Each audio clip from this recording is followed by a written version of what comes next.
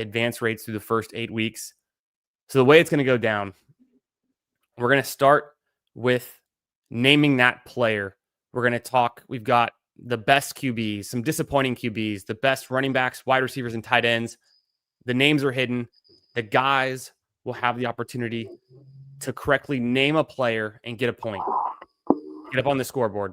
Then they're going to choose if they want to be the good cop or the bad cop. The good cop is going to tell us why that player is going to win in your leagues, why their good advance rate is going to continue the rest of the season and their good performance. Or they could take the bad cop and, this guy is going to disappoint the rest of the year. It's a sell high opportunity, anything like that, right? The opponent will then have, after that 30 seconds of pleading your case, the opponent will then have to take the other side, be forced to take the other side. Even if they don't believe it, they're going to have to try to give us their best sell on the opposite side of the fence, right? So then the chat will have a chance to contribute after both of the guys do their good cop and their bad cop on a given player. The chat can say who they think made the better case, or else I'll assign the points. And it's a made-up game with made-up points and no real prizes. But I thought it'd be fun for us to look at this rest of season outlook and kind of pick these guys' brains, some very sharp drafters, guys who are always in the drafting streets and doing tons of volume across best ball, managed league, high stakes, you name it, dailies. So this is the advance rate game. Before we get started, gentlemen, I'll start with Huhames. Any thoughts going into this? No, I'm just curious to see exactly how it plays out. Perfect. He's ready. Hartman, I'm ready how about to you? argue. I think it'll be pretty fun. It's fun to have to take a side. Yeah. Let's get into it. I'm going to show you guys. We're going to preview all of the different options we have. And then there's no real order. So we'll get it started and you can kind of take your pick on which category you want to start into. Our categories are going to be the top 4 advance rate QBs. So what we have here is 4 lines of data for 4 corresponding players. Once all 4 of these quarterbacks have been identified, there's actually another bonus question at the bottom of this one. The 2 highlighted columns that I think are most important to focus on is going to be the contest advance rate, which should be obvious here. It's very high. These are the 4 best advancing QBs, but then we also have the closing ADP. So if we remember back to our beginning of September ADPs right before the contest closes, gives us some insight on who we might be talking about here if we don't already know. That's the top 4 QBs. We also have disappointing advance rate QBs, and the caveat here is all of these guys are essentially healthy. Everyone's playing through some kind of injury, but these guys really haven't missed any time. Their advance rates aren't terrible, but they're relatively disappointing is the point of this one. We've also got the top 4 advance rate running backs not named Jonathan Taylor. There's a hint here. They're all from the NFC, surprisingly enough. Maybe it's just a coincidence. We've got the top 4 advance rate wide receivers. And then we've got top 5 advance rate tight ends. And there's a bonus last question that can be answered once we've uncovered every single player across all the categories. So those are our 5 categories. It's best of each position and then some disappointing QBs. Hartman or Huhames. Your advance rate, are you literally advancing 0% of some of these players that are like really high? Damn it, Huhames. I thought about blacking that out, but you've doxed me. I am advancing 0% of some of these players. So I'm advancing 0% of several players. So that was I'm starting off Huhames as a -1 point for that comment. Sounds good. Hey, it's very worth it. Very, very. Yeah. I knew that was going to come up, and I was unprepared how to answer that. Yes, these are actually my advance rates. Hey, but look at that one. You got 53%. Like, that makes up for it. Assuming you have more than 4 shares, or I guess with that math, it'd be like, yeah, you couldn't have 4 shares, but yeah. I think for the 0% also, those tend to be heavy fades, right? Yeah. So the variance is killing you on 1 or 2 shares. Right. Right. So Yeah, exactly. Yeah. That's I have a very similar. There was one I saw that was close to my own heart in Candyman's portfolio. Yeah. I think I know what you're talking about. I think we're on the same wavelength there. Yeah. All right. So this is the game. I am going to give it. I'm going to go right down the line. We're going to start with Who Hames. Who Hames, you get to pick the category and you get to try to answer and name a player. If you name a player, you get a point. You then have 30 seconds to take either good cop or bad cop, forcing your opponent to take the other side of the argument. And then me and the chat together will vote and give our opinion of who assigns the point. So there's 2 points you can get for each player take. So Who Hames, starting with you. We'll take. Do I have to pick the percentage, or do I just name one? And if it's on there, yeah, it's on there? you get to pick the category, and you get to name a player. I will not take the easiest one, but it's probably pretty easy, and I'll take quarterback. And we'll say I'm a Chiefs fan. Let's go, Patrick Mahomes. Patrick Mahomes. I'm curious to see. I actually didn't test this out before. Whoop. Boom. Did it work? Damn. Okay, one second. Damn, did not work. All right. Maybe it added a whole new slide or something. Well, I'll just do this. Yeah, and like Coolers is answering in the chat. It's probably better if the chat. Boom. Yeah, there we go.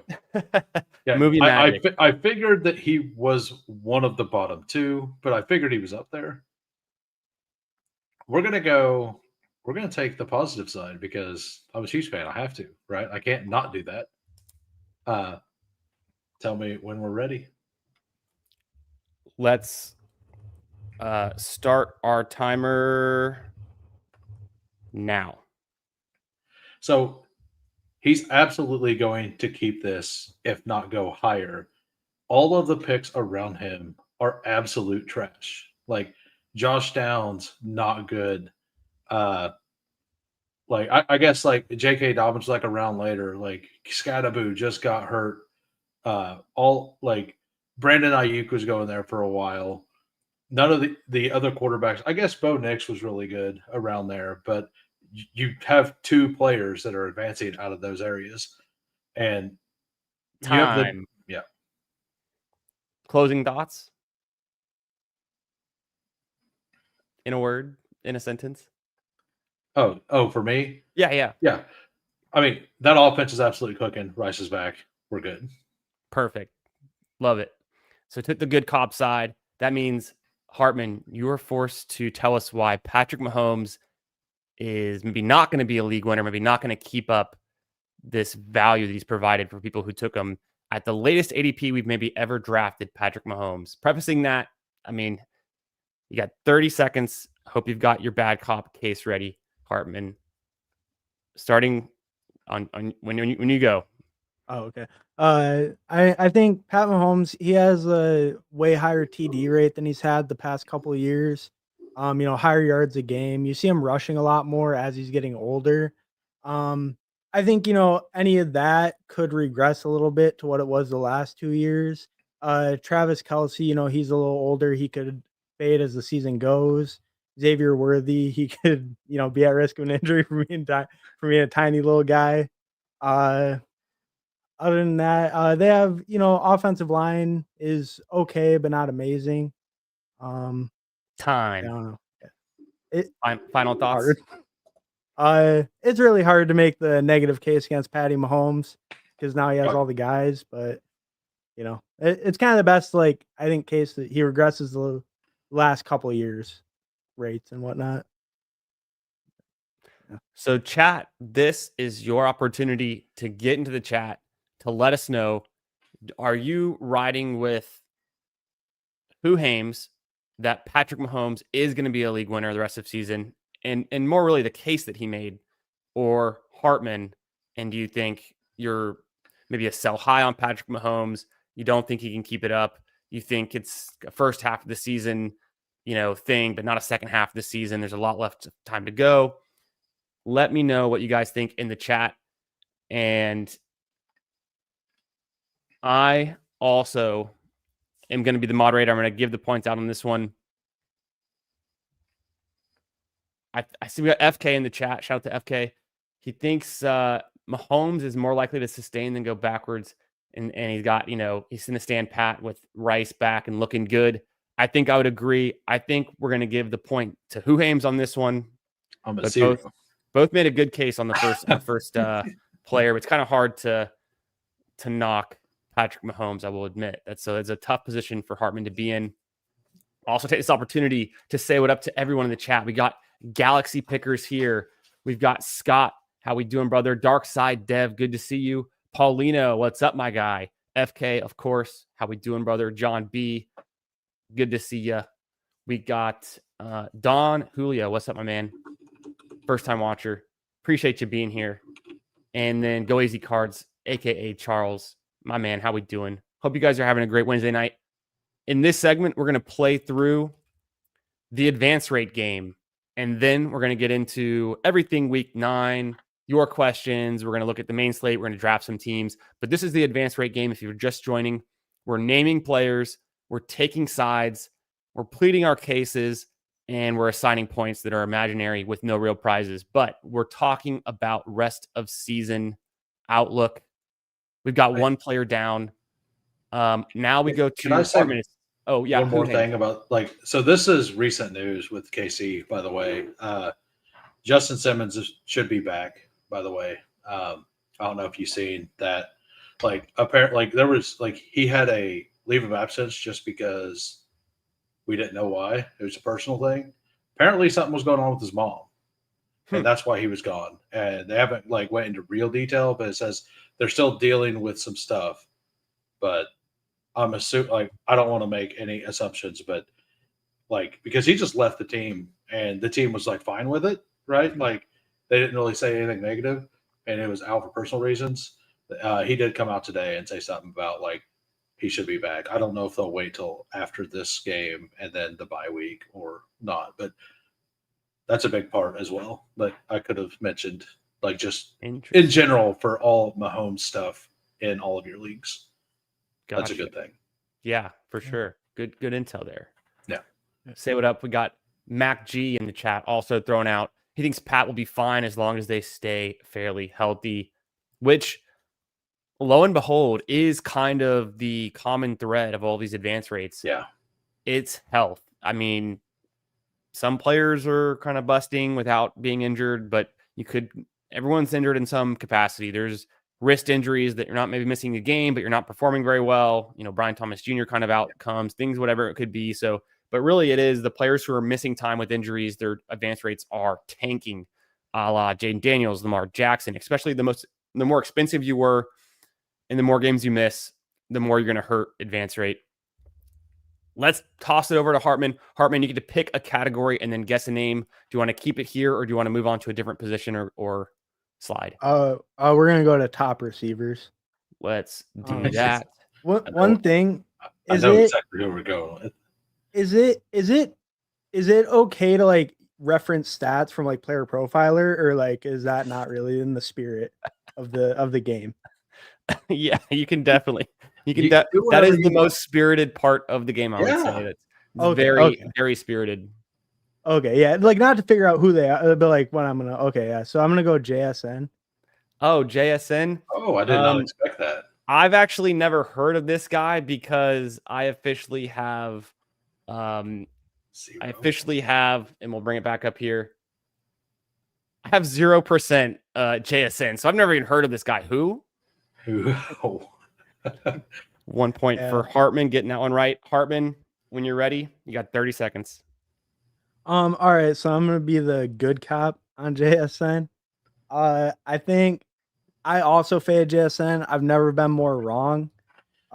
He's dominating in basically every metric: target share, target rate, air yard share. He just is completely the engine of that offense. They could have 200 passing yards and he'll still have over 100. It seems like he's averaging well over 100 yards a game, on pace to go for 2K. absolutely destroying the next best receiver over 100 yards over them. I just think he's going to continue to dominate. He's the engine of that offense. I think him and Darnold have a connection. And time. Perfect. Well said. Wrapped it up right in there. Man, like pie in the face, egg on the face, whatever the expression is. You and I, we got into an echo chamber there at some point in the summer. We're just like, there's no way this JSN guy can pay off with, they're running the ball and this defense, and then Sam Darnold's a fraud. We were wrong. So tough. But man, JSN, having a hell of a season. I wrote a note. So I have this note that I carry on between best ball seasons. It's like a running note. It's always like, great ideas, but mostly it's like takeaways, learned lessons. Yeah. And my new learned lesson is just, you don't fade year 3 wide receivers, whether it's JSN or QJ. You just can't fade these year 3 wide receivers. They can still have that year 3 breakout, relative to whatever they've done in the past. That's kind of one thing I'd written down. But okay, now Huhames, you're going to have to take the bad cop case against JSN when you're ready, sir. All right. Okay, so JSN, like when he's out there, it doesn't even look like he's really trying to run routes. He's just kind of out there jogging. I know it works. It's been working. But is it really going to continue to work? I don't know. They're also a run-first team. Like, we all know that they just want to run. Robbie Utah's been out. That's why they've been passing more. So, I hear all those stats Hartman had. We're not here for stats. We're here for feels. It's all about what it feels like and what it looks like. And we got a good defensive team that wants to run the ball. He's the only receiver. Like, eventually they're going to double cover him. So I'm going to say he does not stay at that. He'll drop all the way down to like 27%. And time. I think all the way down to 27% advanced. Yeah, okay, there. I doubt that's actually pretty clever there. Yeah. It's tough to make the case against him. That's fair. Yeah, we got FK in the chat. we got Hartman and Hartman in the chat. Shout out. Yeah. Yeah. I realized that. Yeah. Shout out to Mac G, Darkside Dev. Huhames doesn't even believe that. Yes. So according to Darkside Dev, he's calling you out. We're going to give that point to Hartman there. The chat agrees. But, I mean, as hard as it is to go against Patrick Mahomes, it probably is equally as hard to go against JSN, who was being drafted as a 3rd round wide receiver, sometimes in the 4th round, and is playing like a 1st round, draft pick. So hard to go against him there. But very, very good cases for both sides. We're back over to Huhames. Huhames, do you want to stay in this category? Do you want to move to a different one? I'm not 100% sure that this guy is here, but I'm going to guess he is, and we'll stay here. We'll go Quentin Johnston. He is not here. He is not. Okay. We will go to Hartman. Hartman, do you want to stay here or do you want to move on? Let's wait. Let's move on. There's a running back. There's an obvious one, but I don't know what side of the case to make. So there's no Jonathan Taylor is the only cue. It's the top 4 not named Jonathan Taylor. And I know there's an obvious one here. There's one obvious one, probably 2 obvious ones at quarterback as well. Yeah. I think you are not the father. Huh? You are not.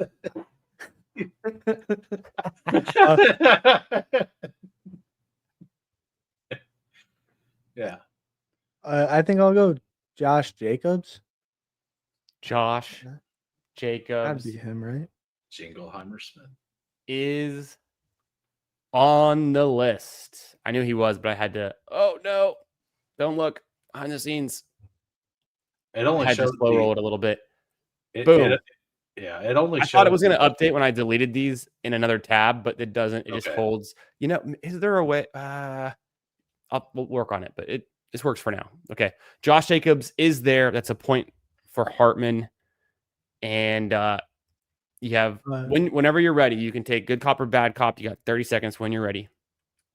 I go good cop on Josh Jacobs. I think the his touchdown rate, all that. I mean, last year he was a touchdown machine near the end of the year. I think, they see how well that worked at near the end of the year. I think he's been a little bit slow the past 2 weeks with the injuries. The snap share has been a little bit down. I think that's the real question. He needs to overcome the injury, but I think with that and given the other players in his range, other than Jonathan Taylor, but he's often paired with Jonathan Taylor as well. I think he's just gonna, kind of carry that Green Bay offense. Going to be used heavily on the goal line, even when he's not carry them as much, but be used heavily in like high value roles. Time. Well said. Well said. Yeah. Who else are they going to go to? And the high value touches, it seems like he's got that on lock. So that's pretty, I would say, pretty good for his rest of season outlook, being that guy. The injury, though, he is playing through it, but it seems like he is splitting a little bit more workload. Still gets the high value touches, like you said. Who Hames, when you're ready. Yeah, like you said, you're betting on an injured player here. I'm not positive that he's actually that much healthier than he's leading on. His production has dropped the last 2 weeks since the injury. They're not letting it rest. Maybe they need to let it rest. The players around him are actually starting to cook too. So like Ladd McConkey's starting to cook. Chase Brown kind of looks better. T. Higgins looks better. As long as Flacco stays healthy, those two are going to actually go up. I do think that his advance rate will definitely drop. And the Packers are kind of a little more suspect as a team. I don't think they're going to be heavily ahead in these games as much. Well said. I mean, it does make sense. There's been he's done well. I'm actually, I know he's got a good advance rate. I'm not too surprised, but there is some kind of concerning parts of his profile where it's like the opportunity cost that you're getting at some of the other players around him that could also have these big weeks. I think there's always now, like T. Higgins looked dead for a minute. He's back alive. Like T. Higgins can always be that guy you need. Lamar, Josh Allen was going around there. Right. They're going to come back. So there's some players in that range. Are we convinced that Josh Jacobs, outside of Jonathan Taylor, is the best player that was going in that range? I don't know. Maybe not. Maybe Josh Jacobs is a trap right now where it's like you have him and you're doing great, but when a time comes, he could always let down, and it could just be another T. Higgins that you had to have had in that range. So I could see both sides of it. Yeah. Mac G says Josh Jacobs is suspect. I think it's all about the argument. I'm gonna roll with Who Hames on this one. We're gonna give Who Hames a point. I think it was well articulated. It's really tough to argue the bad cop when we're talking about the 4 best advance rate players. So I'm gonna give him a point on that one. And that was Hartman's category. So now we're gonna toss it back to Who Hames. Was tight ends on there? Just curious. Yes, sir. Okay. I was just curious. I'm not going to guess. I mean, there's a pretty obvious one here. And it is Tyler Warren. And let's go with Tyler Warren. Tyler Warren is not on the list, unfortunately. What? How is he not on the list? I thought for sure he would be on the list. I'm 1 for 3 now. I thought for sure he was on this list. I guess I was looking because we'll get to it later. There's another surprise, but I thought he would have been on this list too, but it would have had to have been the top 7 for him to make it. There's Hunter Henry at 6. Yeah. And Tyler Warren is actually at 7 right now. So there's so many awesome tight ends that got very late. And that's probably why. Mm-hmm. Well, the ADP though, the guy at 93. I mean, so I want to guess him just because I want to know if it's him. Is it Travis Kelce? Yeah, it is. Because it is. It actually makes sense. Travis Kelce. It's because he was paired with Mahomes, and Mahomes was a good pick. Mm. That's why. Wendy, if it's updated now, I mean, he's had like 2 pretty good weeks. No, like he's been decent. With Kelsey's overperformed, and Mahomes has smashed, right? So like, and it was so easy and free to pair Kelsey with him. That's So true. Kelsey's They there. were a lot of Kelsey's like the double. number backs. So four. it does make sense. I mean, I'll save it. I'll let you both plead your cases, but I have a part two about Kelsey, and it's just crazy, you know. But Hartman, the floor is yours when you're ready. I think with Kelsey, I'd go bad cop because I think even with the offense humming, I think we saw Rice's rookie year, like him just take that role away so much, especially as he got integrated more into the offense. And I think that Kelsey will be really capped ceiling wise week to week. Just with I don't know, as Rice fully gets reestablished, if Worthy takes on more of a role. Just and Kelsey, like over the course of the season, you know, I mean, he's probably the oldest starting tight end in the NFL, like at least this fantasy relevant, I'd imagine. I don't know if that's a true stat, but Time. Yeah. Good case. Who Hames? Waller. This is one of your guys. I mean, it's not one of your guys, but it is one of your guys. I'm very underexposed to him this year. I know. And I have a hilarious case. That's actually so. All right, so Travis Kelsey is actually found the fountain of youth somehow. Apparently, getting married to one of the richest people in the world has given him a little bit of energy. But what we didn't know going into the season is that Travis Kelsey would be our deep threat. 2 weeks in a row, he has our biggest play, our longest play. So what do you need in best ball? We need spike weeks. What gives you spike weeks? Big plays. So Travis Kelsey is actually just Xavier Worthy at this point. Like, he's the one getting the deep plays. I don't actually believe that, but it's happening.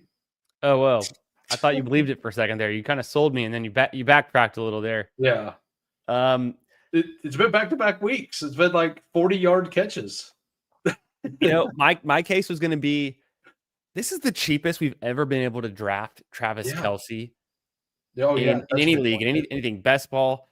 And of course he's going to pay off at his cheapest price. Like, regardless, the guy's a legend, right? He just is Travis Kelsey. We're just starting to let the noise impact our judgment. Clearly, the noise impacted my judgment. I only have 6.7. I think this is my best ball mania exposure because I'm not too familiar with this website. But yeah, it's all BBM. It must be just BBM because I know I have higher than that across all tournaments. But yeah, even only about 7%. I'm below the field in BBM. I'm a little bit ashamed because he was so cheap, and I was always advocating that he was a good price. I'm gonna give it to Who Hames there. I'm still gonna give it to you, even though you backtracked. But the whole deep threat thing and the big playability, I think we're seeing it. The part I don't believe is that he's actually Xavier Worthy. I do believe that he has the ability for the deep threat. I believe part of it. Yeah. But he isn't Xavier Worthy. Let's be honest. Facts. Yo, what up, Splashdown? How we doing, brother? Good to see you.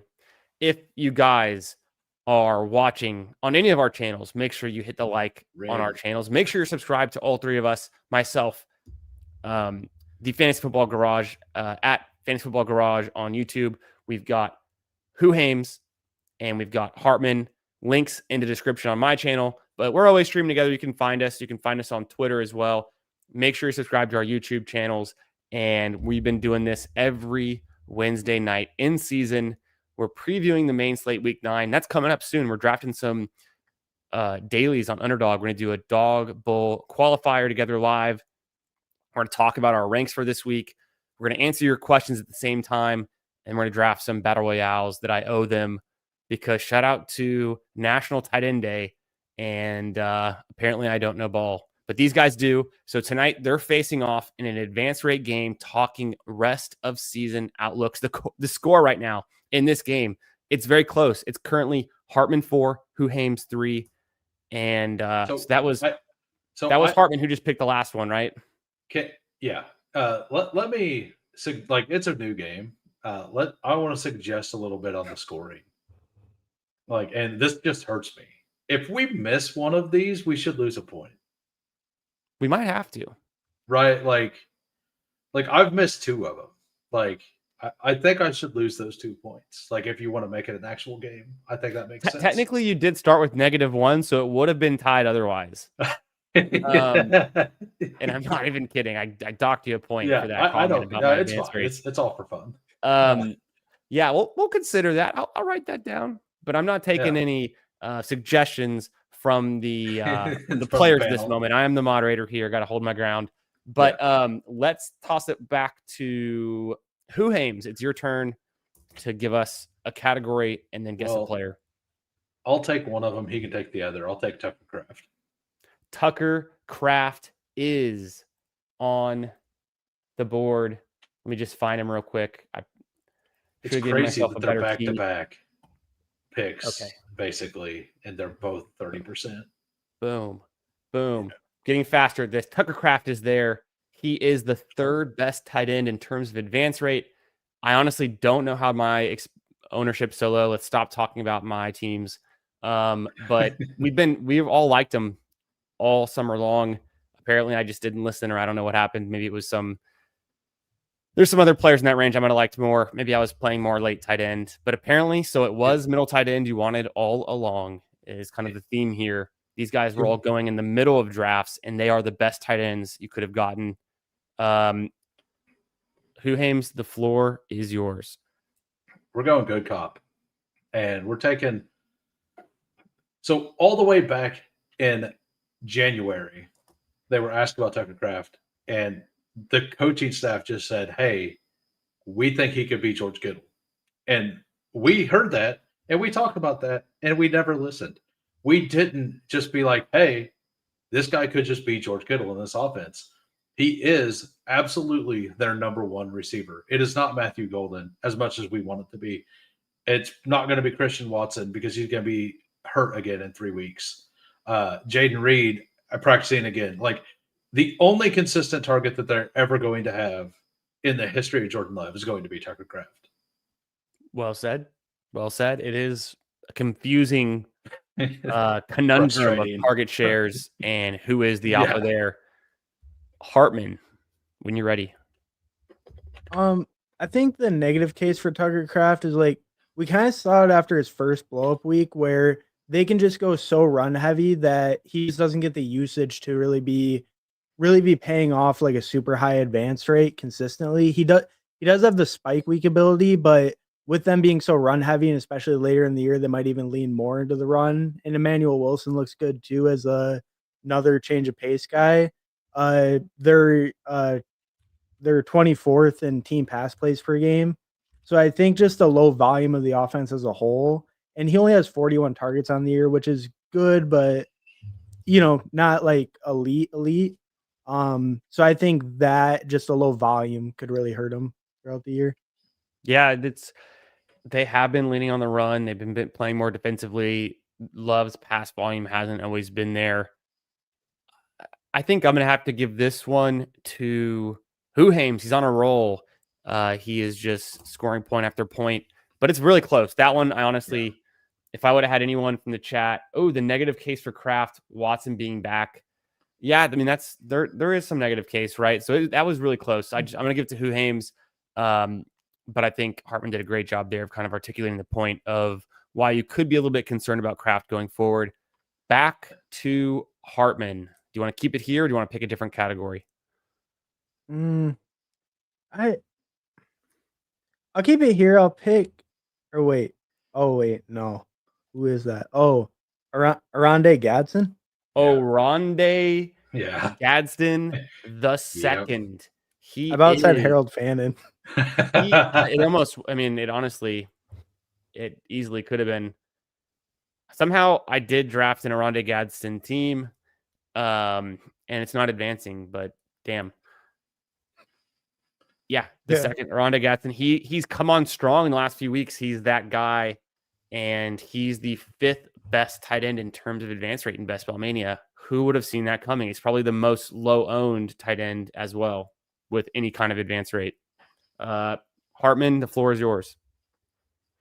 So I think for Gadsden, I think just he's just shown such like high spike week potential. It seems like his like snap shares are increasing, just his usage is increasing. It seems like they're using those other tight ends a lot less, and he's just taking over that role fully, and just he's showing such high spike weeks. He's a rookie coming on, halfway through the year. They got their bye soon, and that might even get him like fully taking over, the whole role. QJ's dead. He took over QJ's role already. And the Chargers are humming. Their offense looks amazing. So I think Gadsden's going to keep on cooking, especially how Lady was too. That's going to keep going. Like how low owned and Lady was. I mean, a couple more spikes and he's at 40%. Like, right? I mean, well 30 said, or whatever. Who Hames, you have a challenging task to give us the bear case of Oronde Gadsden, a player who was undrafted in, I would guess, 99% of drafts. Yeah. All right. So last week we seen the Chargers. They ran this set over and over again to where they put 3 tight ends on there. And yes, Gadsden was the one they were throwing to. But the reason they were doing that is so they could run the ball. Just run.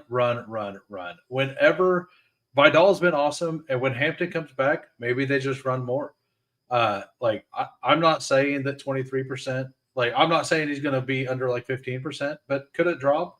It could drop. Ladd McConkey's starting to cook. Keenan Allen is their third down option.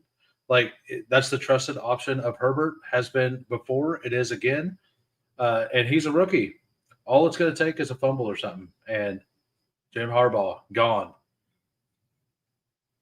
It's a tough sell there. It's a real tough sell. I think you did a fair job of kind of, they could be running the ball through Vidal. He is a rookie. Rookies are pretty volatile. I mean, there are a number of other rookies that had way more draft capital that we were taking in 100% of our drafts that have a week on, week off. Harvey, Bill, Woody Marks. These guys, they go up and down.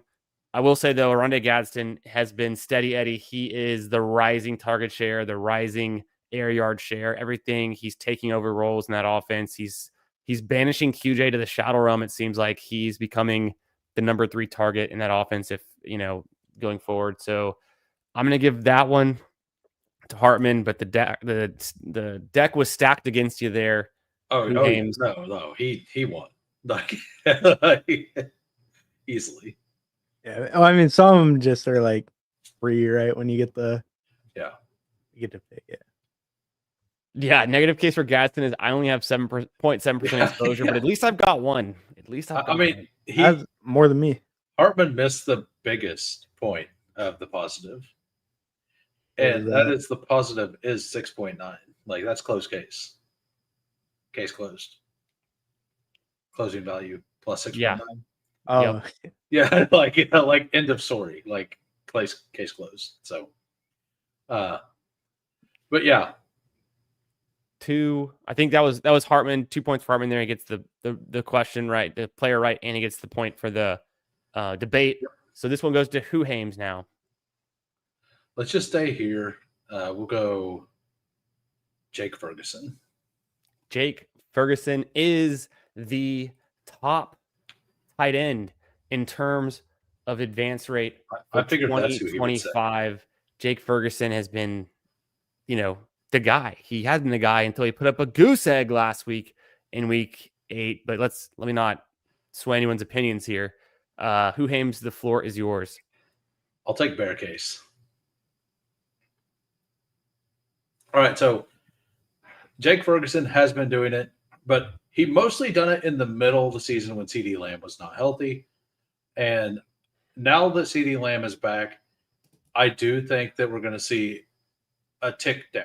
Yes, he got there one of those weeks with 2 random red zone targets, but he only had, I think, 26 or 27 yards. If he only had 1 touchdown that week, which didn't happen, but like that's something that could definitely regress negatively. And I just don't see those short touchdowns staying there. I think Javonte's going to get more involved again. And, like, they're eventually going to throw these balls to Pickens in the end zone. Like, they're just going to have to – they're going to do it at some point. I see the offense going more in that direction in that's just where I view it. To Hartman for the good cop, the bull case for Jake Ferguson rest of season. I think he's had the most. I mean, he has the most catches of any tight end this year so far. I do think he's still going to be, consistently used in that offense. Obviously, he did put up a goose egg, but I think just tight end's a little more volatile position in general. I mean, George Kittle put up a goose egg, right? He's supposed to be an elite tight end. But like, I think his role in that offense will be more secure than most tight ends in his range or later. And the Dallas scoring potential is going to be so much higher than almost any other offense week to week. I actually 100% agree. I see both sides of it. I think there's definitely a bear case. CeeDee Lamb coming back, what's going on, but the Cowboys offense is undeniable. You just want any piece of it, it seems like. So I'm going to give the point there to Hartman. You want a piece of the Cowboys in your fantasy team to access, the season that Dak is having and the number of points they're putting up. Let me look at this real quick. I believe going into last week, like you said, he led tight ends and receptions. I just checked that. He has 51. Going into before Joe Flacco was there, he was leading the league, right? Before Joe Flacco went to 2 weeks ago, I think he was leading the league actually. Oh yeah, he probably was because Puka only has 54 and he's number 2. I don't remember what week it was, but he was outscoring JSN. I guess he would have been 2. Yeah. Ferguson was outscoring JSN in one of my leagues. It's PPR and tight end premium, but I had traded JSN before the season for AJ Brown and Jake Ferguson. I really needed a tight end, and I was cool with the trade for JSN for AJ Brown. This is before the season started, of course, but I think it was through 3 or 4 weeks. Ferguson was out actually outscoring JSN, and JSN was already doing well at that point. So I've seen it. I'm pretty upset about the goose egg last week, but I'm a believer in this Cowboys offense and Jake Ferguson. So I gave Hartman the point there. Shout out to FK in the chat. We got Charles, Bo, Singleton. How we doing, brother? And Marcus, how we doing, my friend? Thanks for joining us. Make sure you guys hit the like on whatever channel you're watching us on, Hartman's, Who Hames, or mine, and make sure you're subscribed to all 3 of us. Links in description. You can find it all over the place. If you're one of the 4 people watching on my channel, head on over to Fantasy Football Garage. Also, at minimum, go over there and smash the like for them as well. Appreciate that. Appreciate you guys for watching us tonight. Hope you're having fun. We are playing the advance rate game. We have the two of the very sharpest drafters that I know here, Who Hames and Hartman. They're facing off. We're talking rest of season outlooks, the bull case, the bear case, the good cop, the bad cop, on some of the league winners to this point by position group. We're almost through the tight ends, but I think it goes back here to, is it over to Hartman now? Hartman, yeah. Hartman, do you want to keep it in tight ends or do you want to skip around to another position group? Yeah, let's just finish it off. Dallas Goedert. Dallas Goedert is the guy, is the name. He's the number 2 tight end in terms of advance rate this year, which to me is a little bit surprising, but I want to hear y'all's takes on Dallas Goedert going forward. So the floor is yours, Hartman.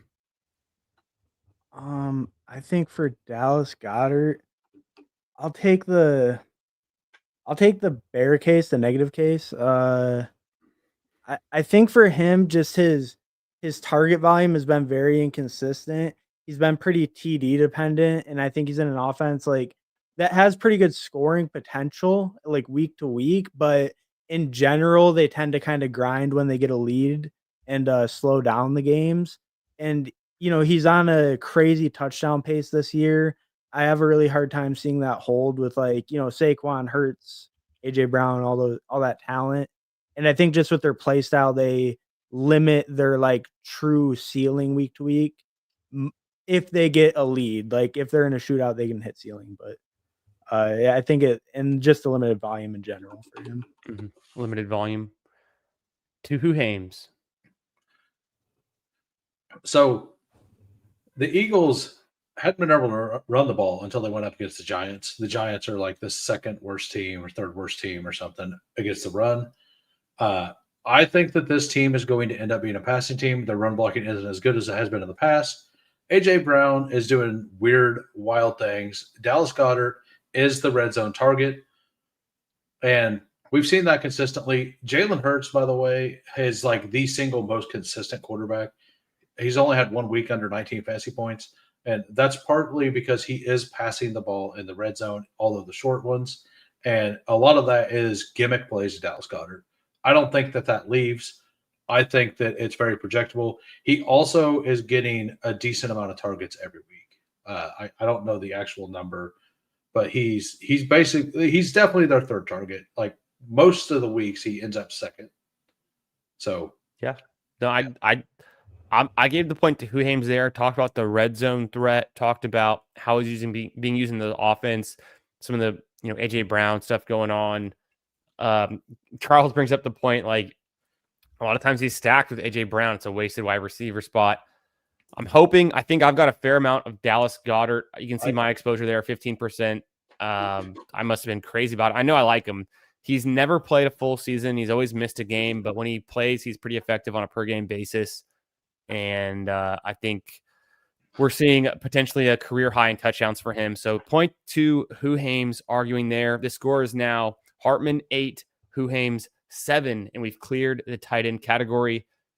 That was Hartman who chose Dallas Goedert there. We're going to flip it over to Huhames. Huhames, the categories are open to you. Let's go to the one that neither one of us want to admit, but we know it's there. We're going to running back, and we're taking Javonte Williams. Javonte Williams is on the wrong one. Yeah. Javonte Williams is the running back with the second best advance rate this season, and he is the best advance rate for a running back not named Jonathan Taylor. There he is, Javonte Williams. I faded him pretty hard, and me too. It's not great. I'll admit, through the first half of the season, and I've come around. I am big in on Javonte now. I've been advocating trading for him each of the last weeks, pretty much since week 3 of this season. I've been saying, go get him if you can, until people haven't really figured out yet. If people who are rostering him, they kind of see the light, but he's got the floor, he's got the ceiling, he's getting it done. Huhames, you get the point for that one, and the floor is yours, sir. I was about to respond to Clutch Pants there. I'll just say it out loud. I would probably if you're okay being thin at a position, see if you can send London and Ted for one of the elites, like an Amon-Ra. Mm-hmm. That's what I would try, and then have Amon-Ra plus Bryce. That's what I would think I would try to do in your situation. Having all of those, if you only start 2, I'm assuming you start 2. If you start 3, I probably just keep the depth. I'll take the positive case, and I think the reason neither one of us wanted to choose him is because we know that the positive case is the right side, and we didn't want to make it. So we'll start right now. The Dallas Cowboys offense absolutely cooking. The only running back they care about is Javonte Williams. They finally let Jaden Blue try to play the game. He fumbled. That's not good. Miles Sanders hurt. They have nobody else. Phil Maffa might come back, but Javonte is the absolute guy. He actually looks good. He's forcing some missed tackles. He's actually running some people over. The Cowboys offense is absolutely insane. This was pick 137. What were we doing? What were we doing? We were all being idiots. That's my takeaway. I was an idiot. I was wrong. Javonte is one of the best picks on the board. And with Jaden Blue's fumble, I don't see it getting any different. Well said. Hartman, your case against Javonte Williams. I think for Javonte Williams, I think he could end up being a little bit touchdown dependent if I think he's not super efficient on his touches as far as like any of his advanced stuff like yards per out run, yards per reception, or like, just juke rate or like evading tacklers. He's not very efficient with his carries. I think that could lead him to, a little bit worse, like a little bit worse season down the stretch. His workload could decrease with Blue coming on. It's tough. What do you even? Yeah, what even is the at? negative? He's on this high-powered offense. It's so hard to not. He's getting the touches. He's Miles one of the Sanders most is consistent dead. fantasy scorers this year. Did not name Christian McCaffrey or Jonathan Taylor. I mean, he's practically. Yeah, I think he might even be more consistently good than like almost any other running back at cost. He's a consistent third round pick in PRs. Like every week, he just goes in the third round, and half the weeks he's a guy who helped you. Yep. We have Charles saying negative case Javonte Slappies are annoying. Yeah, Charles Space, how we doing, brother? Says idiot over here. Yeah, it was. It's tough. It's tough. I give the point there to Huhames. It just is hard. It is hard to go against Javonte Williams.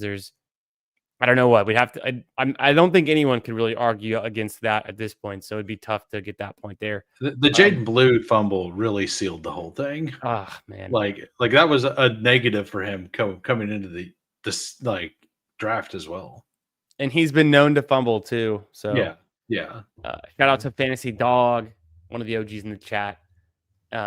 Appreciate the kind words, my friend, and for hitting the like button. Don't forget to slap that like on all three of our streams. We're triple streaming it tonight. Thinking about Javonte Williams and like one of my worst fades of the year besides probably JSN. I think back to that Happy Gilmore scene where he's talking to Chubbs Peterson. He comes back to him asking for forgiveness. He says, "I'm stupid. You're smart. I was wrong. You were right." And he's like, "You're the best. I'm the worst. You're very good looking. I'm not attractive at all." That's how I feel when I have to talk to these Javonte Williams bulls and ask for forgiveness that I was a fader of Javonte. Yeah. I mean, I was a massive fader of Javonte too. I just with Jaden Blue looking bad, it's so hard to even think of like what to go against him on, Yeah, it's been tough sledding. That Javonte, remind me who threw out Javonte? I did. So over back to Hartman. Hartman, do you want to keep it here or do you want to pick a different category? I'll keep it here and go CMC. CMC is on the list. In fact, he excluding Jonathan Taylor, CMC is the number 4. So overall, number 5 advance rate running back. Shout out to Fantasy Dog. Appreciate you, my friend, for the kind words. Always for the likes, the comments, all of the things you do to support the channel. And thank you for the super chat. Man, my guy. What a guy. What a nice guy. Look at this guy. He's always reminding us to like this stream. He says, my favorite trio plus Steve. Good looking too. Man, this guy, too kind. Thanks for being here, Fantasy Dog. Always good to see you in the chat. Hope you're having a great Wednesday night. And again, thank you for supporting ya boys. Thank you for supporting the stream. I'm going to put that money right towards the Battle Royale that I'm about to draft that I owe both Hartman and Huhames. I don't know if you heard this last week, Fantasy Dog. It was National Tight End Day, and I'm the idiot who thought that George Kittle, the founder of National Tight End Day, wouldn't score a touchdown against my Houston Texans on said National Tight End Day. He'd only ever scored a touchdown on every single National Tight End Day that's existed, but somehow it didn't resonate with me. I thought, no, this defense is too good. I will say, though, if you look at the pass that he caught, it was a pretty miraculous catch. The odds that he caught that ball is like way below 50-50. I have a question for you. Do you think that and I don't know the actual answer.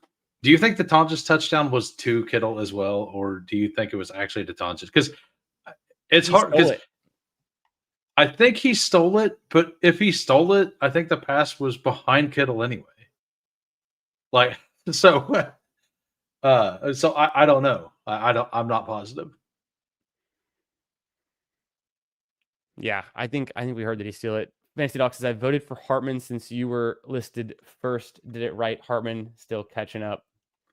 I voted for Hartman too. So, damn it. That's a good trick.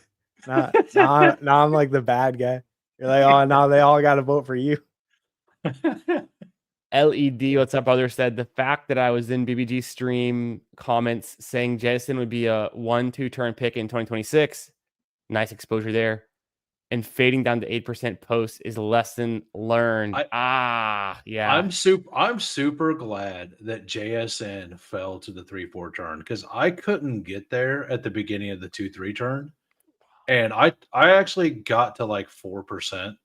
Because I was going to hard fade him. I got to like 4.5 or something. Because whenever he got down there, I started taking him quite a bit. Because I do think there's a good chance that JSN Tet, like that matchup could be something that you want.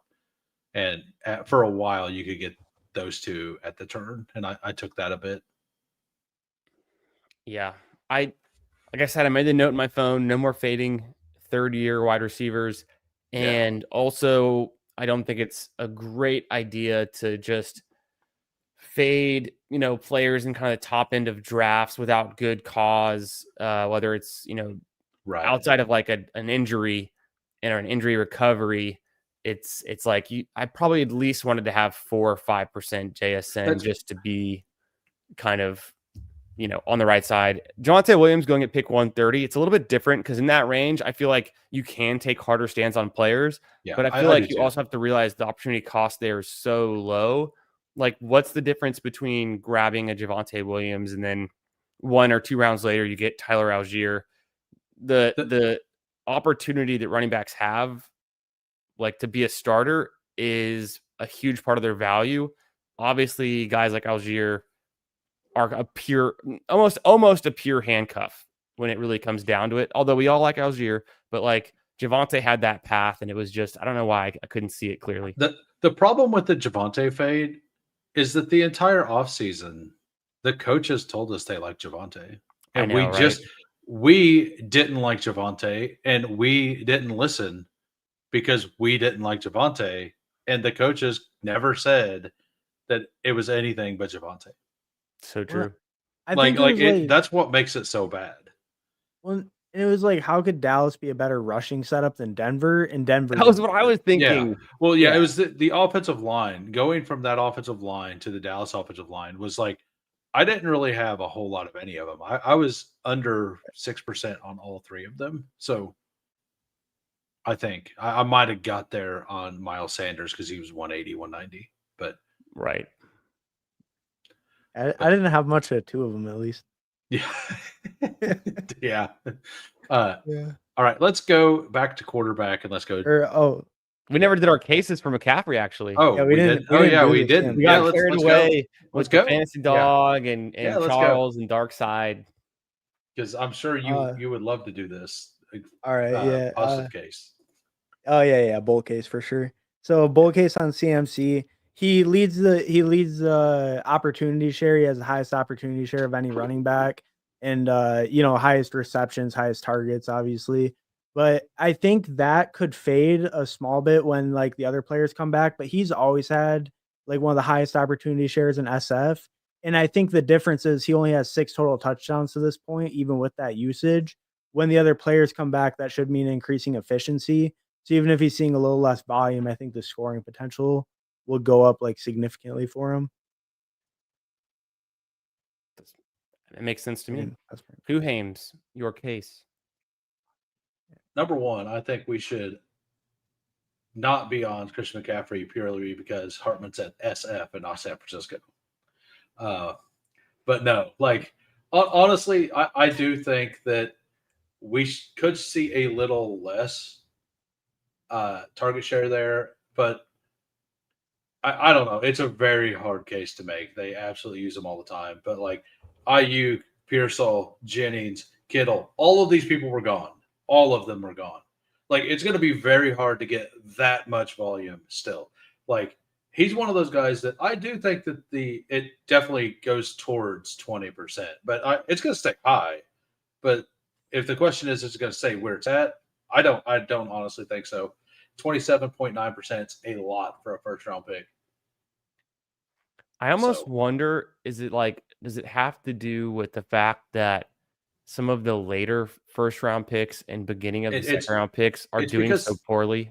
It's because the picks on the middle to the back half of the board have done better. So like if you go look at CD Lamb advance rate, and then you take away Jonathan Taylor on his advance rate, it goes from him being like at the field to like 9% or something. That makes sense, though, right? I mean, it makes total sense because Jonathan Taylor's 60%, and CD Lamb, he's just carrying all their advance rates. Yeah, because like everybody on that side of the board, and like CMC, people that like CMC were taking him on that side, and a lot of those people were people who like Jonathan Taylor. So there's a lot of CMC Jonathan Taylor teams out there, and like a lot, and Jonathan Taylor, like where CMC went at 7, like that's kind of where the presumed tier ended with Ladd McConkey, AJ Brown, Jonathan Taylor, Achane, like whoever was left, right? Mm-hmm. And other than AJ Brown, those other guys kind of worked out, right? So it makes a lot of sense that CMC has a really high advance rate, and that Puka actually has a lower advance rate because part of the season he got drafted the back half. I bet if you look at Puka's advance rate and you moved it from the beginning of the year when he was going at 8 and above versus the back half of the year when Stafford was never going to play again, I bet those advance rates are massively different too. Yeah, no, even the third round pairing matters a lot. I think is what you're kind of getting at. It matters a lot. Yeah, I'm gonna give a tie to that one. I'm not gonna give a point on that one. I think I could honestly see both sides of it. Can players come back and take a little bit away from McCaffrey? Can he sustain what he has? Because he has more touches than any player in the game right now. And can his efficiency go down? Yes, the touches still should be there, but also his target share might go down a little bit. So I'm gonna call that one a true tie. And let's move it on. So that was Hartman, right? Hartman, you got CMC there? Yeah. So now who, Hames? Do you want to finish off the running backs or do you want to move categories? I don't want to think who that is. I'm going to go to quarterback. I'm sure I could figure it out if I really thought about it. Good quarterbacks or bad quarterbacks? This is lowest advance rate? We have lowest? So there's good quarterbacks, top 4 advance rate, and then there's disappointing advance rates. I might have to give some clues on this one other than just the ADP, but the ADP should kind of give it away. We might save that one and do rapid fire on it because it's going to be a little bit harder to guess. But I was going to say good quarterbacks, and we're going to go Danny Dimes. Danny Dimes is one of the top advancing quarterbacks. In fact, he is number 3 on the season so far. One Daniel Dimes, and wow, what a season he's having! What a year for the Colts. Yeah. Who Hames gets a point there for guessing correctly on Daniel Jones, and the floor is yours. I'm going to take positive case. So Anthony Richardson, absolutely no chance to come back. Like they're even talking about trading him. As we've heard all last week, for some reason, all of a sudden, Colts are now a, quote, wagon. Everybody calls them a wagon for no reason. And, like, it's true. Like, they're scoring 30 points a game, 30-plus every single week. Like, I didn't think Michael Pittman was going to be averaging, like, I don't know his exact points, but it's like 17 points a game. Like he's getting touchdowns almost every week. Tyler Warren is an absolute animal. Dimes has the ability to rush, although he doesn't have to very often because he has also unlocked Jonathan Taylor in the receiving game. like being attached to Jonathan Taylor at all is positive, and Daniel Jones is absolutely there. I was listening. I promise you, I was listening. I did run out for a second. It's all good. Well said. And these Colts, I mean, just look at the record. It speaks for itself. And what we've seen from Jonathan Taylor, Daniel Jones is enabling that, right? That's pretty big difference. Hartman, your case against Daniel Jones. I think when you look at Daniel Jones by himself, like the offense is great and he's actually been really good in real life. I think in fantasy, he hasn't really shown a very high ceiling week to week. His highest passing average game, he's only gone over 300 once. And he doesn't throw for too many touchdowns, I think, just because Jonathan Taylor's so dominant on the ground. I think that just takes away his scoring ceiling most weeks. And I think he'll still have a good advance rate going so late, but I think it hurts if you're relying on him in a playoff pod or something like that, because he might not give you that true spike to, get through. And he has low floor some weeks. He's had like a 12, a 15, 14. That's a pretty low game if you're relying on him any weeks. Yeah. I don't know. It's a tough case to make. I'm gonna have to go with Huhames there. This is very hard to defend. Why these top quarterbacks won't continue on, especially when Daniel Jones' cost was free. If we had more cojones, we could have drafted Daniel Jones 100% of the time. He's so free. You could have taken him over Cameron Ward every time, and you would have made bank. In this scenario in this year. So yeah, you didn't need to stack them. Like you just needed them. Yeah, you just needed them. So one of the notes I wrote down for next year is, late quarterbacks. And we didn't know Daniel Jones was the starter all summer. It took until the very end, but that's when we should have started to hammer him, and I think we did. Yeah. But he was undrafted. Yeah, he was undrafted. These late quarterbacks, especially ones where we've seen them do it before, like even unstacked, would you take Daniel Jones unstacked as a QB3 on any given team you have right now over, XY player? Like almost always, right? Almost always he's more valuable than other players in that range. Also Quentin Johnson going in this range, but still when it all pans out, I think Daniel Jones even a higher advance rate than other flex players in that range too. Yeah, definitely. And yeah, it's just with a QB being so free like that and like just giving you consistent like middle ground even, like that's just worth that's going to give you such a good advance rate going that cheap anyway. Because any of your teams that had like Kyler, Jaden Daniels, anything like that, like Daniel Jones just carried those through, right? And even if he didn't put up great weeks, like he might have carried your team through if you got him late or something. For sure. LED saying Dimes has a high rate as he's almost always a QB3 in builds. Got to 12%. Very nice. Stacked him with AD Mitchell and Alec Pierce. Yeah, mine is most stacked also with AD Mitchell and Alec Pierce, which are two of my highest drafted wide receivers, kind of funnily enough. And I also had like a pretty decent chunk of Anthony Richardson teams where he's like my QB3. So it goes both ways because Anthony Richardson's a 0 and he was more expensive than Daniel Jones when we didn't know that he was the starter, and he never was the starter. So maybe the preseason is what did Anthony Richardson in when he took that blindside sack and broke his hand from holding the ball for too long and not knowing how to check down. But at the end of the day, I think these late QBs, and especially the ones with a track record of being a starter, I think back to Sam Darnold, Daniel Jones. Year over year, these guys, they find a way to pay off. Even Matthew Stafford, and there was the injury concern with him, so it makes sense. But I remember seeing drafts where Matthew Stafford went undrafted for a couple weeks there, and it's like the dude is just ripping it. Like he is, what back injury, right? I mean, yeah.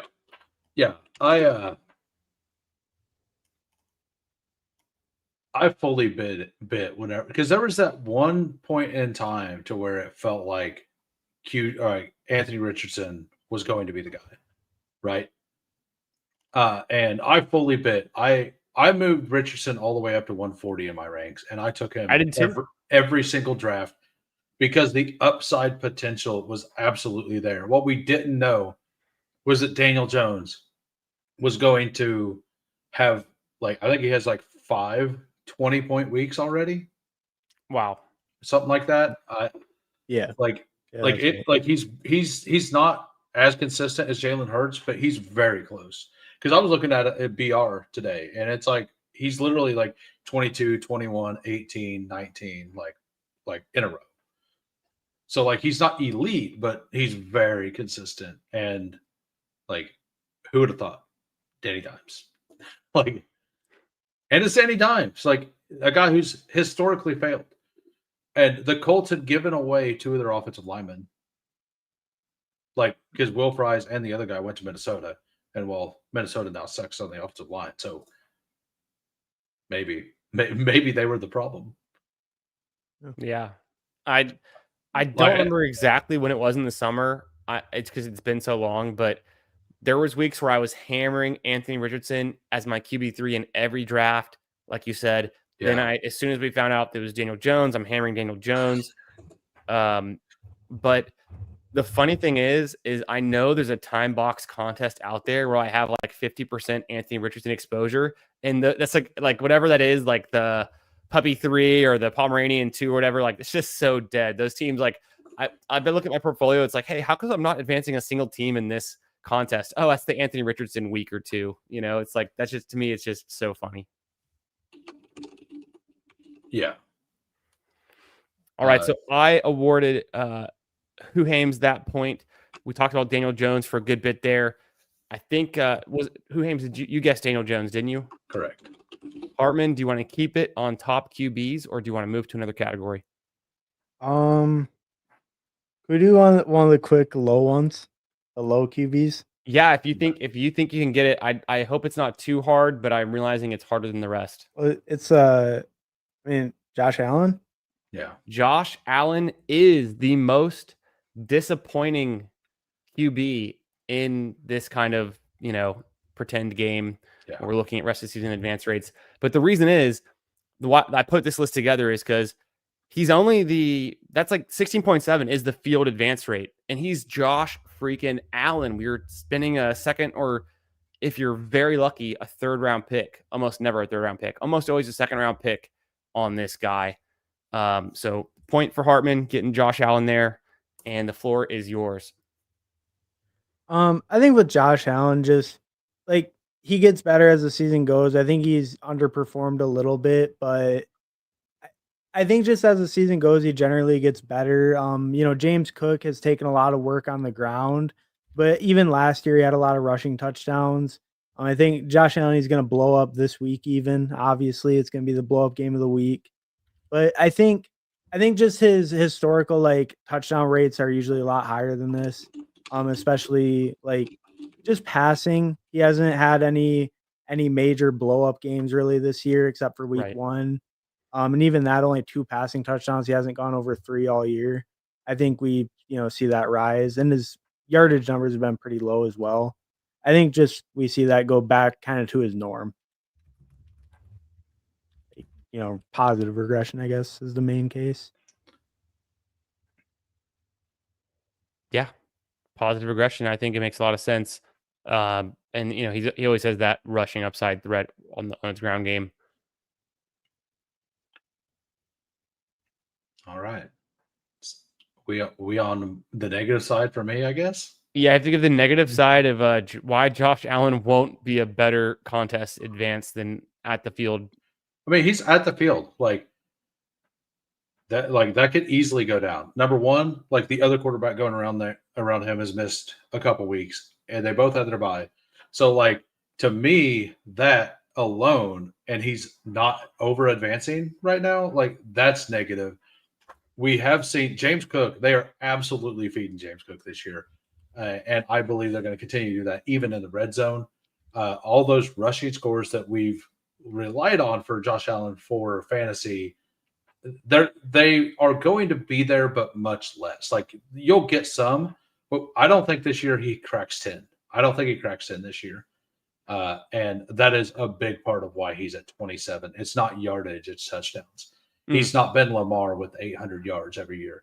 He's been 450 to 600 with 10 touchdowns. And I think the touchdowns regress, and that is going to make him a much worse quarterback overall this year. That was my theory going into the year as well. And which is wild because I wasn't well over on James Cook. So like I had part of it. I might have had part of it right, and then still didn't advance it correctly. So yay me. No, it totally, could be a Yeah. thing, the touchdown rate. I'm giving a point to Hartman there, but I like the ability to kind of think on your feet there and like give a case against Josh Allen. He's expensive too. I mean, he was expensive. We've had all of these less expensive quarterbacks pay off, and like that plays into the equation too. Shout out to Binking in the chat. Shout out to James Young. How we doing, friends? We got Nick in here. Good to see you guys. Hope you're having a great Wednesday night. Thanks for joining. Third round was disgusting. Oh, what's that? Third round was disgusting. Like yeah, JSN. It's pretty JSN, rough, right? Like what JSN else? or bust. Like after McBride and Jacobs, like at that pick 27 that we all they're more end of the second. I know you could sometimes get JT or Jacobs if you're really lucky in the third. But that's not the most, Right. But yeah, make sure you guys slap that like button, not only here on my stream, but also on Who Hames and on Hartman's. Links in the description below. Make sure you're subbed to their channels as well. We go live every Wednesday night. We look at everything for the upcoming slate. We draft some teams, and we're still going to be drafting some teams coming up after we finish this game. We're in the middle of the advance rate game. We're talking about rest of season outlooks, and also we'll be answering your questions in the chat as we continue on tonight. But we're focused on finishing out this game because if we answer too many chat questions at the current moment, we'll never finish the game. But thank you all so much for being here. Thanks for supporting the streams. Great to see you all tonight. Hope you're having a great week. Let's get ready. Let's win now in week 9. So Hartman got the points there. Hartman guessed the player. We're going to turn it back over to my man, Who Hames. And which category do you want to go for now? Go back to quarterbacks. Yes. Like good quarterbacks. And we'll go with Drake May.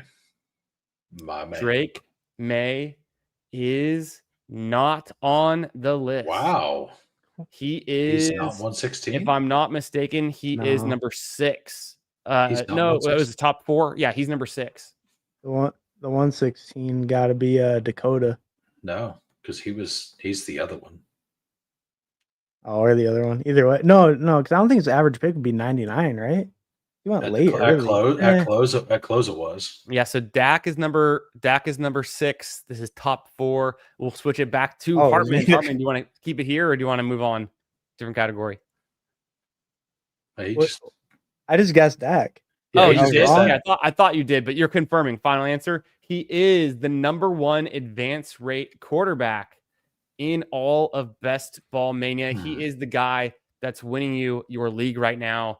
And you could get him at a pretty decent price, which is, I don't always get everything wrong. Sometimes I get things right. Better to be lucky than skilled, I guess. But I've got about 13% Dak in Best Ball Mania, and it feels pretty nice. Well, the average pick thing is because before Pickens, he was going in like the 130s or whatever. Oh, never mind. I was looking at average. I was using the average pick as closing ADP. Yeah, see, James, you got to follow the green arrows that go to ADP because that's my average pick, and it's all over the place. But I drafted Dak Prescott every single time if he was, when he was in the 120s, 130s, essentially. And then I kind of slowed down. I wish I would have kept pressing on the gas, but I don't want to be underexposed to guys like Drake May. It's the Justin Fields that I kind of regret a little bit. Yeah. Maybe he might have saved it. Yeah, I don't have enough May, but okay. So Hartman gets the point there for the Dakota Prescott, and the floor is yours, sir. I think pretty easy case for Dak. CeeDee Lamb just came back. Offense is humming. He's throwing 3-4 touchdowns every single week, pretty much. Like the offense is just humming. All their weapons look great. And yeah, I think their division even like not too bad on defense. Like I don't know. I think just overall everything's looking up for Dallas offense. Not for getting wins, but for the offense. It's all looking up. I like it. Who Hames, your bear case? The bear case on Dakota Prescott, huh? Like, it's the defense. The defense is really bad. If they go when they go against good rushing teams, they may not be able to keep them off the field. Like the only way, like and like I get it, it's a thin case. But the only case you could make is that their run defense is that bad. And it is. I think they're third worst in the league. And play the old Mahomes game. Like, if he's not on the field, he can't be scoring points. The problem is that their whole division can't run the ball. So, like I'm all concede this point basically. Like that is the only direction you can go. Like he's been doing it with Tyler Brooker out. Like Booker's going to be back soon. I mean, really, the Dak negative is probably just injury risk, right? But it's like you just can't really use that as a bear case. Yeah. Well, you can't say that. You could just say that on everybody, right? Like, right. It's just cheesy. I feel like we've gotten to the point where, given health, of course, it's hard to see Dak Prescott's contest advance rate getting much lower. It can kind of like average down a little bit, but I think he's safely a 20+ advance rate quarterback this year, I think is what we're going to see. And he might, hold a top 4 or 5 position. He might just kind of stick around the top 8 or, 10 at worst. But I think it's going to be hard to see things change. So I'm going to you conceded the point, but I'm going to give it to Hartman there. But I think, fun to think through and kind some of these bear cases are hard. Really hard. That's some of them. Some of them you have an actual case. Like even if you don't believe it, there can be a case. Some of them, like Gadsden, pretty hard to make that bear case. Prescott, pretty hard. Like Spick 215.9, like pretty hard to make that bear case. Yeah, for sure. And then last thing I'll say about Dak Prescott and my own team exposures, I guess part of my misguided thinking was to say, I'm going to be so overexposed to Dak, to CeeDee Lamb, even to Ferguson to some extent, and on George Pickens, that it makes sense that I fade the run game, Javonte, and then I took a ton of shares of Jaden Blue, but that's kind of the cheaper piece. So kind of ignoring that. But just like, I think the thesis that actually should have been come together is I should have at some point said, hey, you can't be so invested in a team and just like pick and choose the pieces. Like at the same time, it's like all of these Colts players are essentially better than their ADP. The Chiefs are doing relatively well. All of the Cowboys are doing well. You really need a team stack and just kind of go with it. So if you have like a strong feeling or some data, or you're like, oh, this is going to be the year for one of the, for Matt Stafford, one of these guys, you got to take the whole team with them, because even if it doesn't work out every single week, that's kind of the case for a small sample size, like a 1 week scenario, like week 17. We already know Matt Stafford's humming right now. Like, would we be surprised if any given Ram had like a 2 or 3 touchdown game in week 17, like a Kyren or a Devontae or Puka? It's like, no. And obviously Devontae and Kyren and Puka are the expensive pieces, but like the fact that the offense is generating points and things, like you just have to, whoever is a starter on that offense could luck into the touchdowns. We're playing a game that's really touchdown dependent. That's kind of how I'm talking myself back into why I should have been more in on Javonte and that whole thinking going into like 2026. Yeah.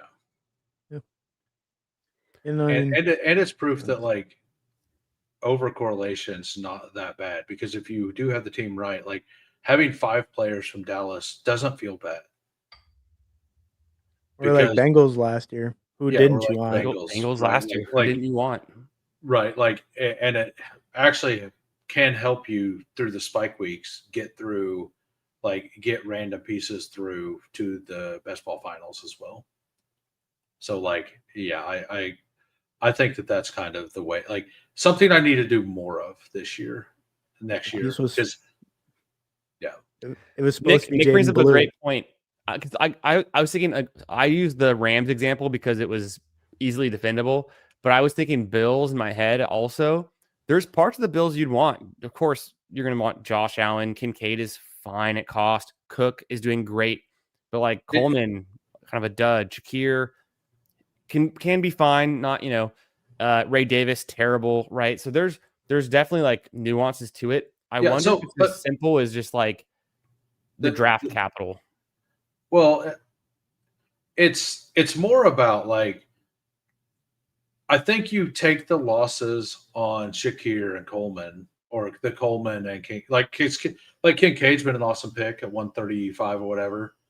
Shakir's been a fine pick. Coleman has been a bad pick. But like, let's say you got Coleman plus Ray Davis with Josh Allen in one. But then another one, you have Josh Allen plus James Cook. Like, it leads you to more James Cook.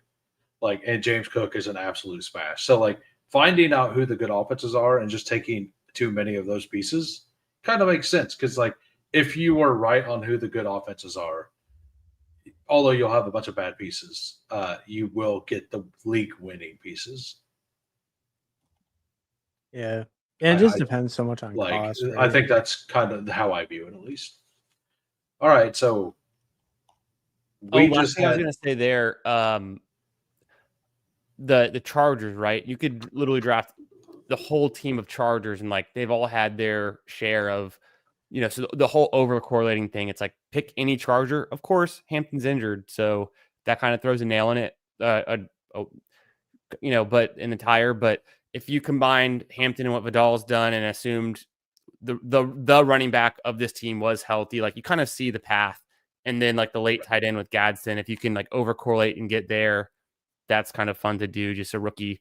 But Trey Harris, I guess, is the counter argument. And then, what happens on the final stretch? KLS, but then like Gadsden's in there, like, so it would be interesting. I'm with Nick. I think looking at this at the end of the year will be very interesting. And then to actually go back to the previous year and do it as well, like to see if overcorrelating, like if it hurts you more than it helps overall.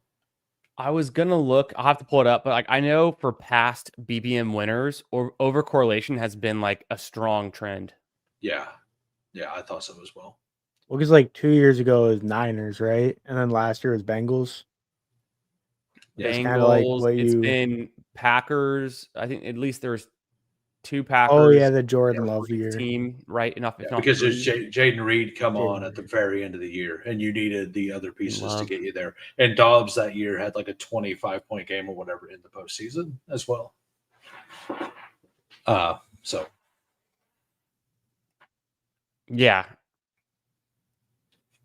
no, it is. It is like, it's one of those things that like, if you're like me and you've done 1,000 teams, like making sure that an offense that you do believe will be fine, to have at least one team to be overcorrelated to protect yourself. Like, I remember this summer I was overcorrelating some teams in like not like every team, but one or not two. Every team, right? But every once in a while I'd be doing it.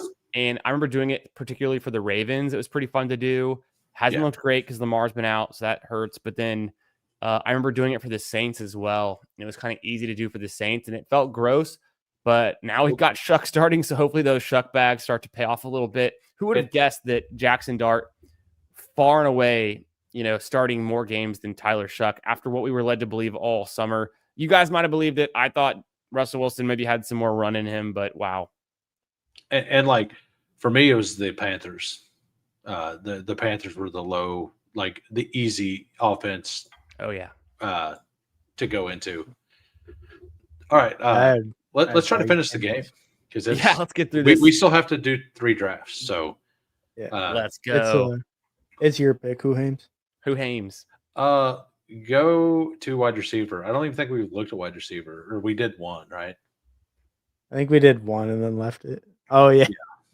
Yeah, we did one and left it.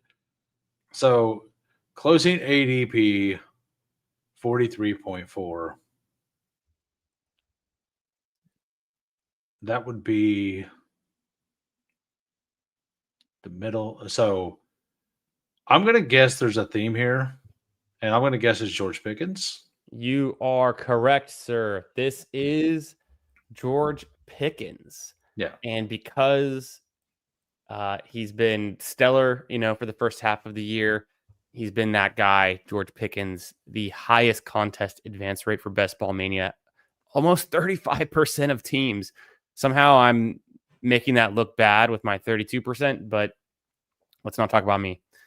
Who Hames, the floor is yours. So I'm going to be nice to Hartman here because he's been a pick and bull the entire time. So I will try to take the negative case. Appreciate it. I could just make you struggle. I don't know. What do you think, chat? Should I make Hartman struggle and take the negative case, or what? What should we do? We'll let the chat decide. Which side do I take? Do I take the positive or the negative? First to two wins. My vote would be you go the negative case and make him struggle.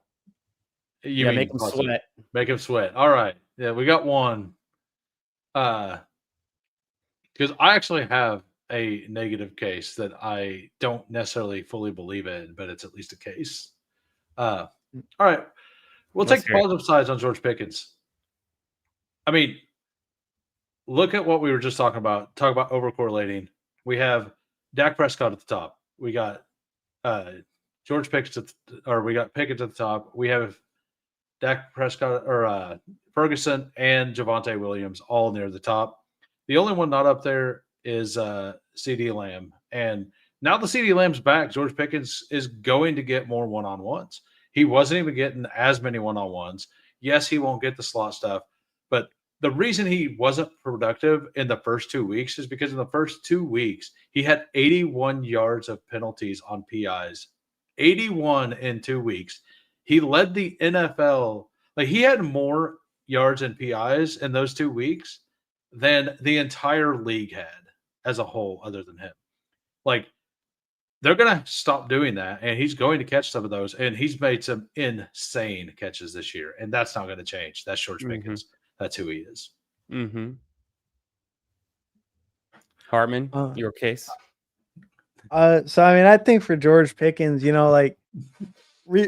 realistically, he's playing with CeeDee Lamb just came back. So he's going to take George Pickens' targets away. Jake Ferguson, he just put up the goose egg, but clearly he's one of Dak's most trusted targets.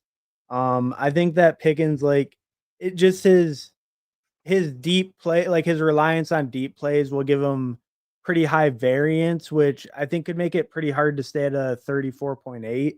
Especially, he wasn't cheap. He went around guys who are pretty good, like Cortland Sutton, especially, I think has had a really good season, really good advance rate. So, compared to some of the guys who went around, DK Metcalf as well, I think could be hard to hold that high. And with, CeeDee Lamb back, targets could go down a little bit, be a little more inconsistent. I'm giving it to Hartman there. We're going to give that one to Hartman. I think it was well said, kind of, realistic. Yeah. And we're going to move it along. Nah. What? No, I mean, you made a reasonable case. You made a very reasonable case. You don't have to believe it. But, as far as a bad case, in a bad situation, it's a good argument. The score is Hartman with 14, Hames with 12. So still very close. And we're going to rapid fire through the next one so we can get to our drafts.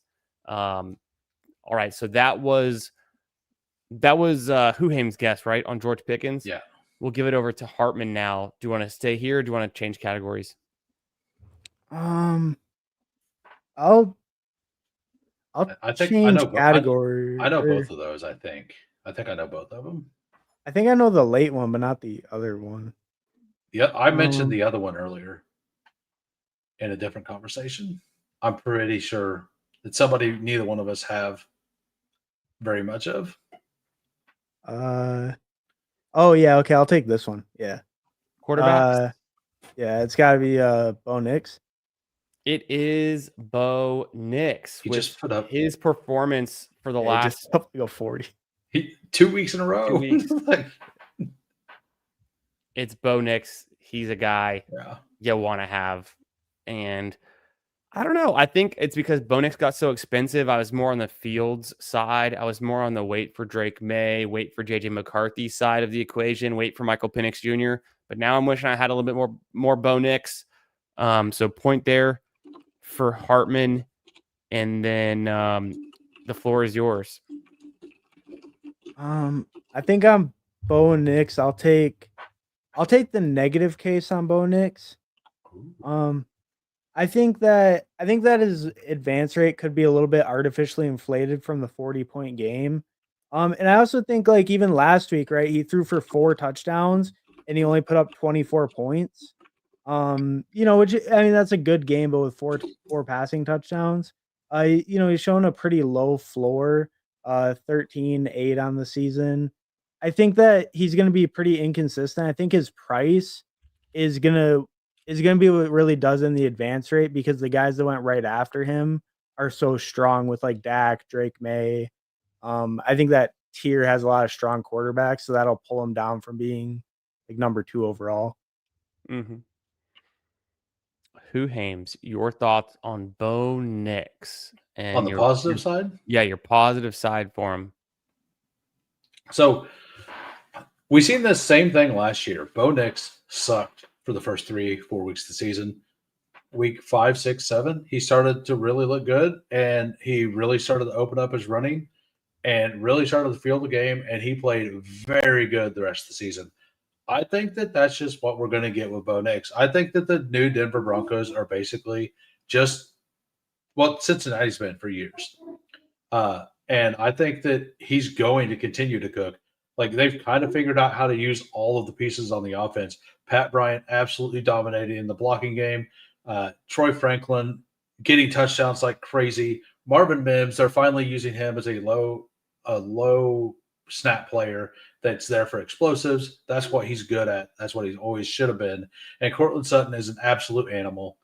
Like Bo Nix, like now that he's started to run, like I just don't see I don't see him regressing that much. I actually think it could go up. Like, and that whole area was bad. Like the draft picks around there. I'm gonna give a point to who Hames there. Keep it going and keep it rolling. I think it's a fair position to take. I mean, those big weeks are kind of hard to deny, but maybe there's some variance to it, like you were saying, and kind of going forward. There's other picks in that range you might want, especially to kind of like fill out your flex. That clears the category. There's a bonus question here, and I'm gonna give it to Who Hames first. It's tough, but just kind of think outside the box a little bit. Let's see if one of y'all can get this. I'm going to let Who Hames get the first shot at it. The bonus question is, what particularly do each of these 4 quarterbacks have in common through their first 8 weeks?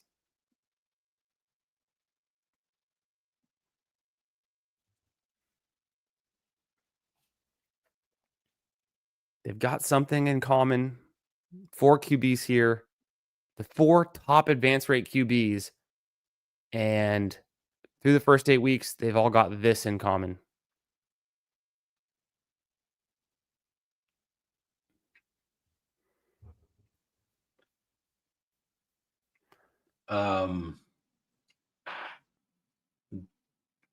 They've all got a rushing score. I think Dak's got one. I'm not sure if that's true, but it's not the answer I'm looking for. But very good guess. Very good guess. Maybe Dak doesn't have one yet. I feel like he. I think he had one. I think he had it. I know the other 3 do. I mean, Daniel Jones, Mahomes, and Knicks probably all had one. And at the very first week, if not Knicks, it took a couple weeks. But for Dak, I'm not sure. But that's not what I'm looking for. Okay, it's something a little bit more surface level, something a little bit more team related, schedule related. Hartman.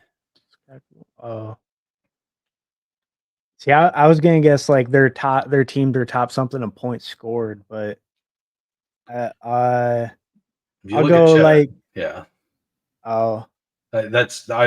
might be right. You can guess it. I don't care. I'll go their top 5 in points scored. That's what I was gonna say. And Nick got it. Yeah. They haven't had a bye week yet. Yeah. Which to me, definitely inflates their contest advance rate. If we're talking about contest advance rate, what Yeah. could cause them to be these top 4 guys versus,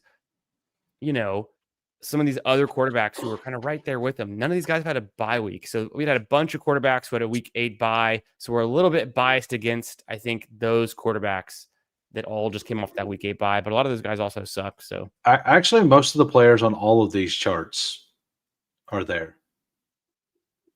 Almost all of them. Yep. So there is something to be said about when your bye week Yeah. is and how that can impact the current advance rate we're looking at. And the guy I'm going to guess, the wide receiver, has also not had a bye week. And that is Michael Pittman.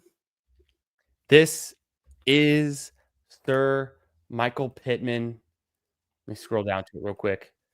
He is the 2nd overall wide receiver in terms of the current advance rates for Best Ball Mania.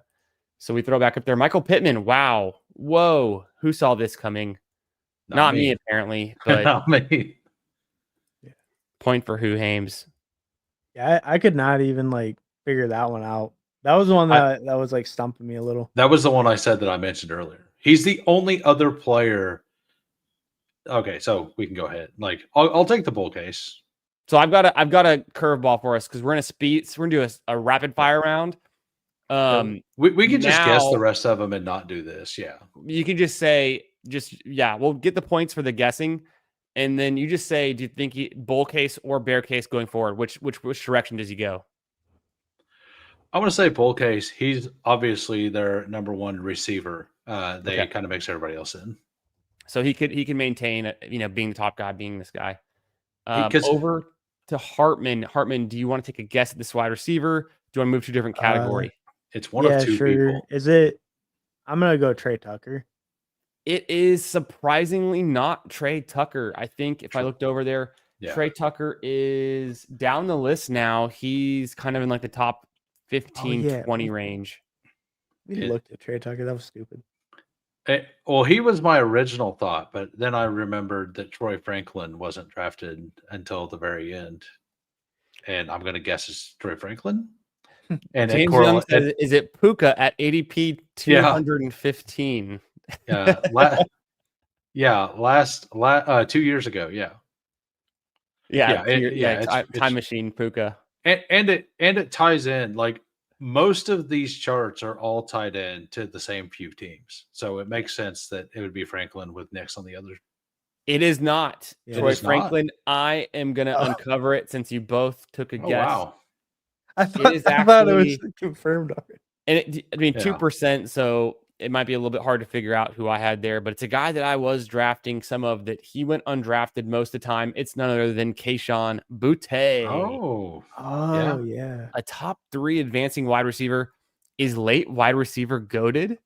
Is this the year that Hit Him with the Gritty takes down Best Ball Mania? It's looking like it could be with guys like Pittman and Boutte coming in strong. I hope so. He loves George Pickens too. He has he has 30%. And a bunch of JT. Yeah. So we've cleared quarterbacks. We've cleared receiver. That was Hartman's guess. No, that was Let's mine. go back to running backs to finish this one out. Who, Hames? You want to take a stab at the running back? I said Franklin. It's actually his guess. Oh, sorry. Hartman, your guess. This is the last guy left. For running backs, yes. Yeah. 175. Yeah. Imagine you're me. It's pick 175, and you want 12% exposure to a certain running back that you think you know better than, and ends up I was correct. Wait. No, that's not right. I don't. I'll pass. I didn't even take a guess at ADP, bro. I seen it in the chat, but it was what I was going to guess anyway, and it's Rico. 100%, no doubt. Yeah. Rico Dowdle. All summer long, I was saying, how could Rico Dowdle just rush for 1,000 yards and just had, was it 1,400 total yards on the Cowboys? How can this guy, Panthers have a good offensive line. We were pretty in on the Panthers as a team stack over correlating. So I ended up with a ton of Dowdle, and I'm pretty happy that I did. So point goes to Who Hames there, and the game is tied up at 15-15. That closes out the running back category. Hames, do you think Dowdle's advance rate goes up or goes down? Or are you bullish or are you bearish on his rest of the season outlook?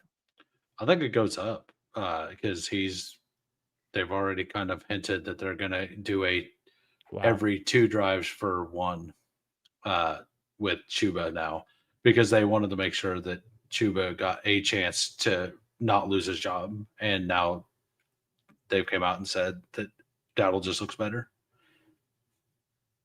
Yeah, I would have never guessed Booty. Yeah, no, it is funny. There's so few Butte teams, but if you're in your managed league, I'm sure Butte's been picked up, but you need to be starting Butte. He's been on a roll lately. Let's go to tight end. Oh, we cleared tight ends, didn't we? Yeah, I think we just didn't clear the bad QBs. So we've cleared tight ends, we've cleared receivers, running backs. I'm gonna let y'all take some stabs based on ADP, but we'll get rid of them pretty quick. Wait. So this would go to is it Hartman's turn? Is it my turn or is it? Oh yeah, right. Because you got the last right. So bad advance rate, healthy. And it's not that bad of an advance rate. It's kind of at the field, but it's disappointing to you would want these guys to be a QB1 and they haven't really been. Or, Josh Allen has been, and some of these guys actually have been too. I actually think all 3 of these guys are good, but it's surprising that their advance rate isn't better. One of them, I believe, was on the winning BR team as a quarterback 1 week. I'll go Fields. It is not Justin Fields, but Baker. You're close on ADP. I would stick to the ADP because it's pretty confusing. Baker Mayfield. Baker Mayfield is one of the disappointing advance rate QB so far. You think he's negative because of the stacking? I don't know what's going on. Right? Well, I mean, it's just Igbukah, right? Because all of the Evans is dead. All of the Godwin has never did anything. Nobody drafted Tez Johnson. Bucky Irving's been hurt. Maybe it's the opportunity cost because, we know that in this range you could have gotten Kelsey, Mahomes, Michael Pittman, and all of those guys have smashed. Bo Nix was behind him. So I think maybe it's just opportunity cost is what's dragging him down. Somehow I'm not advancing a single Baker Mayfield team, but I'm pretty underweight. I always thought he was too expensive, but he's having a good season. But he's still not paying off, which is crazy. Yeah. It's because he was probably mostly paired with Evans and Godwin, who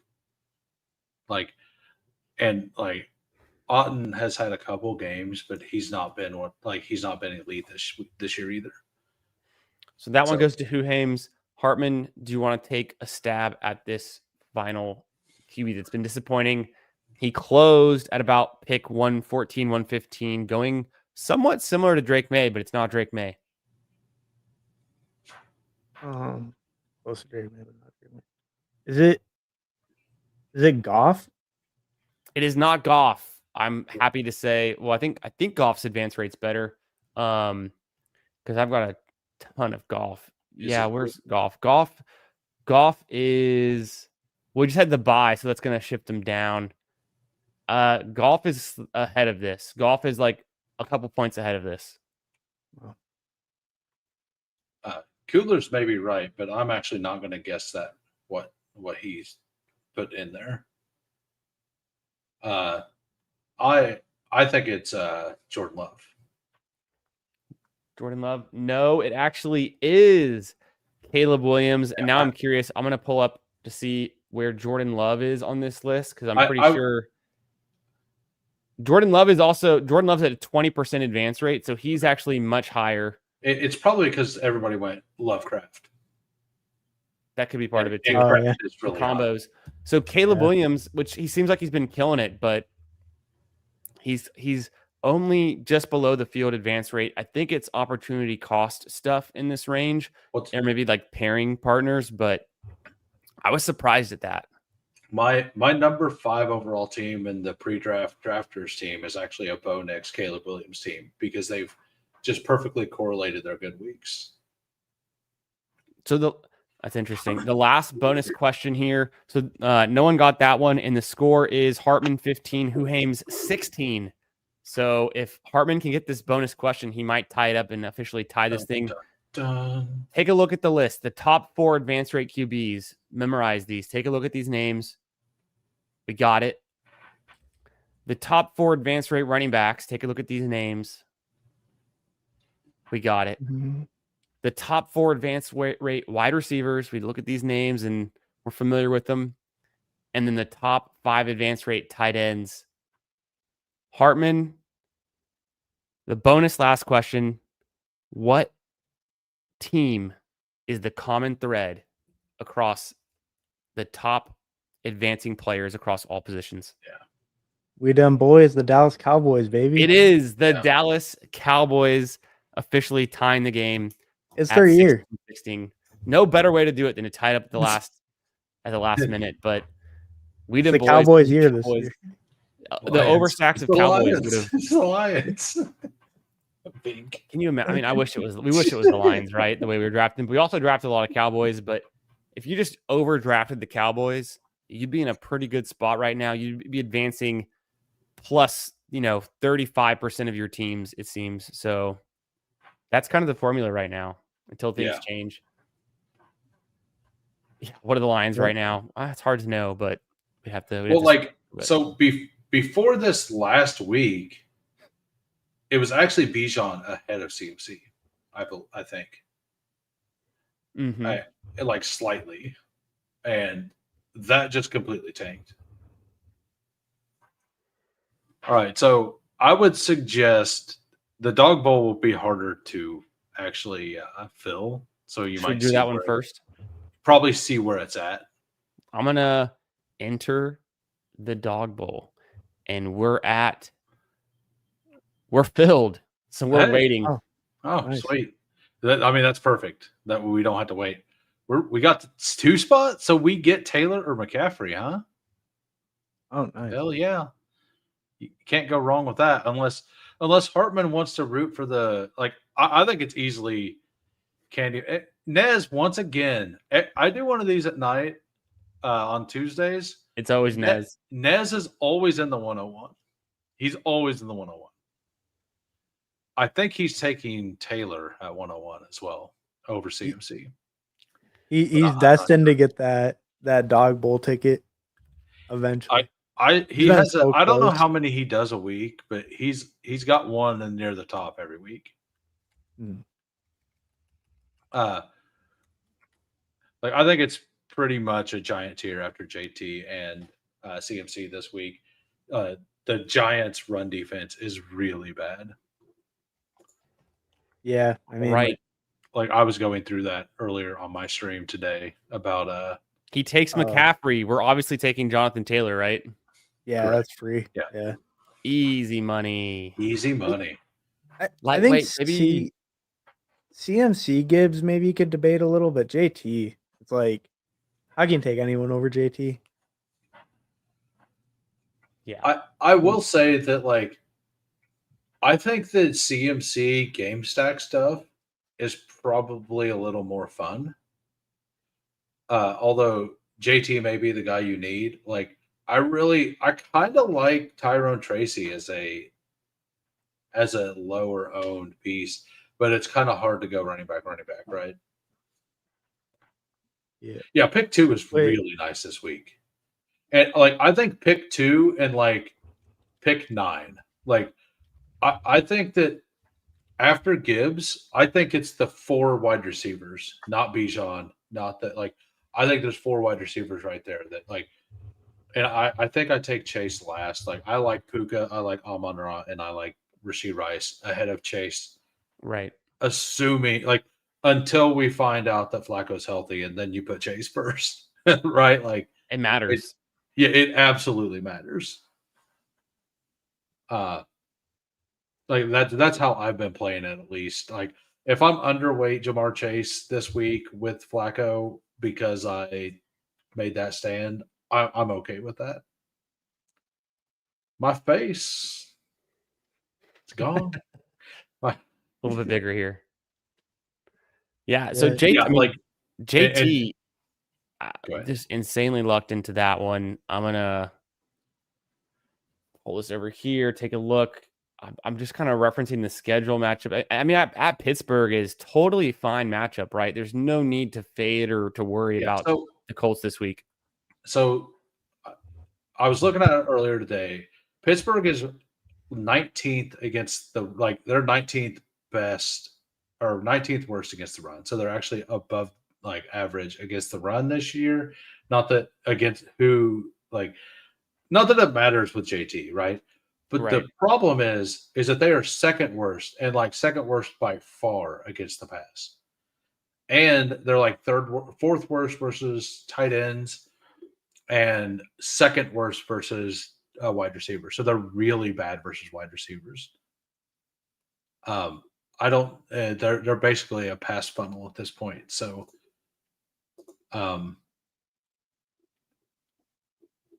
that's just something I noticed, and it's like the Giants are like third or fourth worst versus the run. So like there are reasons to have CMC over JT.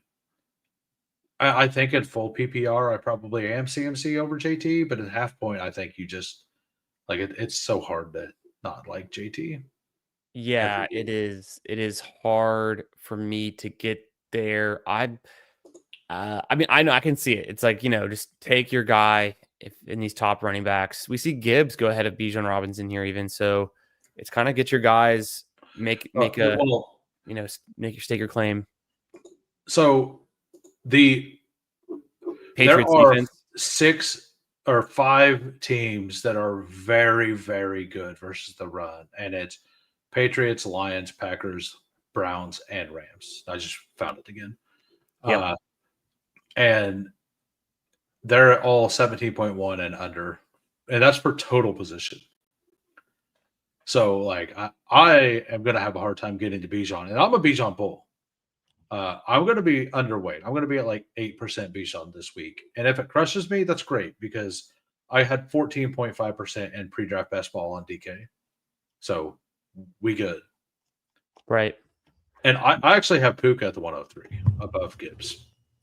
I could see it. Yeah. We're coming up pretty quickly here. The quarterbacks are starting to go. Warren goes off the board. Look at the board. Like, look at the running backs that are left. Yeah, that's because that's where the cliff is, I think, for me. I'm actually not really interested in Chase Brown and chasing his best week. Until we have news on. I'm not interested in chasing up Tracy. I would rather wait on these later guys if we do go 2. All right. Yeah, I agree. I like the later guys a little bit better. So I'm interested in these wide receivers in this range, or we just could take a tight end. Like Kraft. I like Rome. I like Rome. If he's there. Yeah. I don't know if he'll make it to us. I like Ladd a lot this week too. We'll see if Nez lets us have him. So hold on. We could just take Bowers here if you want. And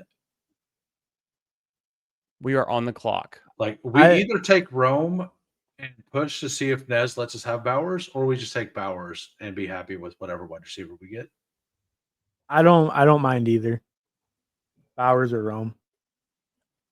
I'm cool with going Rome. I think I'm going to slide into Rome. Yeah, because like it's not like Gadsden's bad, and like some of the late tight ends are fine, but I do think there's kind of, I think after Laporta it does get kind of ugly.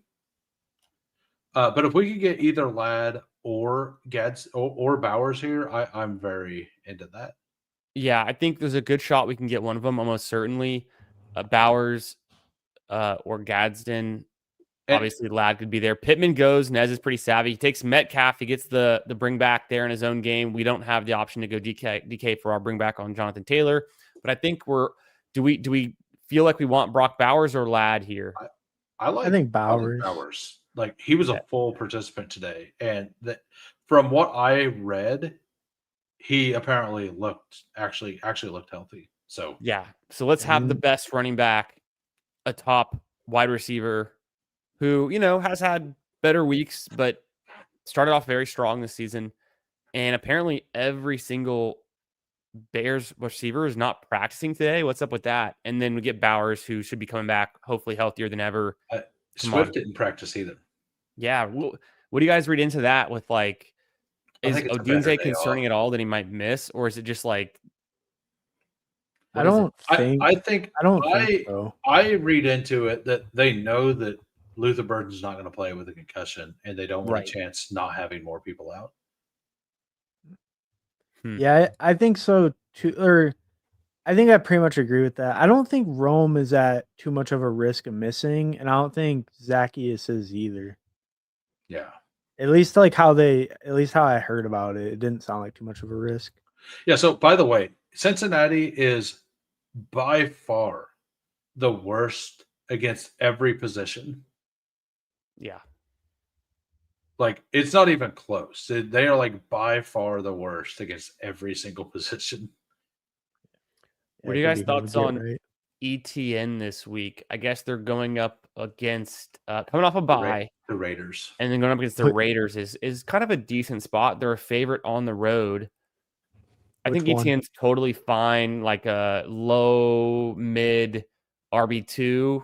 He has kind of a limited ceiling, but we've seen it in the past. We just haven't seen it this season, like his explosive big games. So maybe it's coming. Maybe they're just not using him as much as they could. Yeah, I haven't fully got there yet, but I understand. I think it's a good spot. I do think that this could be the week that they do put Tootin in a little more. It is the post-bye rookie bump. I don't think that it's going to be like a full go. And weirdly, we've heard I've heard some possible like ETN getting traded stuff, which I don't understand. I don't think that those sources are necessarily correct, right? But like, I've heard that maybe a team has called about him or something. I don't know. Like, that's interesting. You know what's surprising me right now? How is Gadsden still available when guys like Jameson Williams, even Nico Collins going off the board, Tyrone Tracy? It's like, are we just trying to like wish cast the future? Or are we not just like seeing what's right in front of our eyes? And then he goes, but fully tight end, people don't want to be honest, if Brian Thomas makes it all the way back, are you guys interested? Or are you not worried about the risk? Not personally. Okay. I'm just curious. If you guys are in, I mean, I'm not like a giant protester, but I'm not a BTJ truther. I don't know where I'm at with him. I think like in Wildcat, I'll take 3 or 4 shares. Who's our QB this week? Are we going to take a naked QB and not worry about it, or do we target Caleb? Just go. We can just get Caleb. Yeah, just go look at what we have left. Because I think Caleb goes around our next pick. We could do Caleb or Naked Dart. Like I really or even Daniel Jones, and then just say it doesn't matter that it's running back and QB. I mean, Naked Dart is really good this week versus San Francisco. I'm interested. So I think we push QB past Nez. He's probably going to take Daniel Jones. Gonna take, Dimes. Yeah, for sure. He'll take Dimes most likely. Yeah. We have access to Rico Dowdle. Tough defense against Green Bay, so no doubt about that. Yeah, they're very good against the run. I like Kareem Hunt is in a run funnel and Pacheco's out. You say, who'd you say? Addison. I like Addison. Or I could see Addison. Yeah, I'm fine with that. Are we sure about are we sure about if McCarthy's going to be good enough to keep it afloat? That is concerning. I mean, Addison could break a screen or something, I'm hoping. So we need to make a decision, Caleb or Dart. If we go Dart, I think we take Wandale. Oh, Wandale is kind of interesting too. So, I'm fine either way. But we could still get Wandale. We could still get him. Yes, but we won't get Dart with him. So we have to make.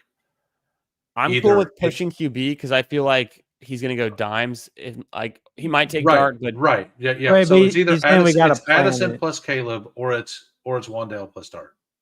Well, we can Because you think Wandale will go before our last pick? Yes. Yeah. Probably. Yeah.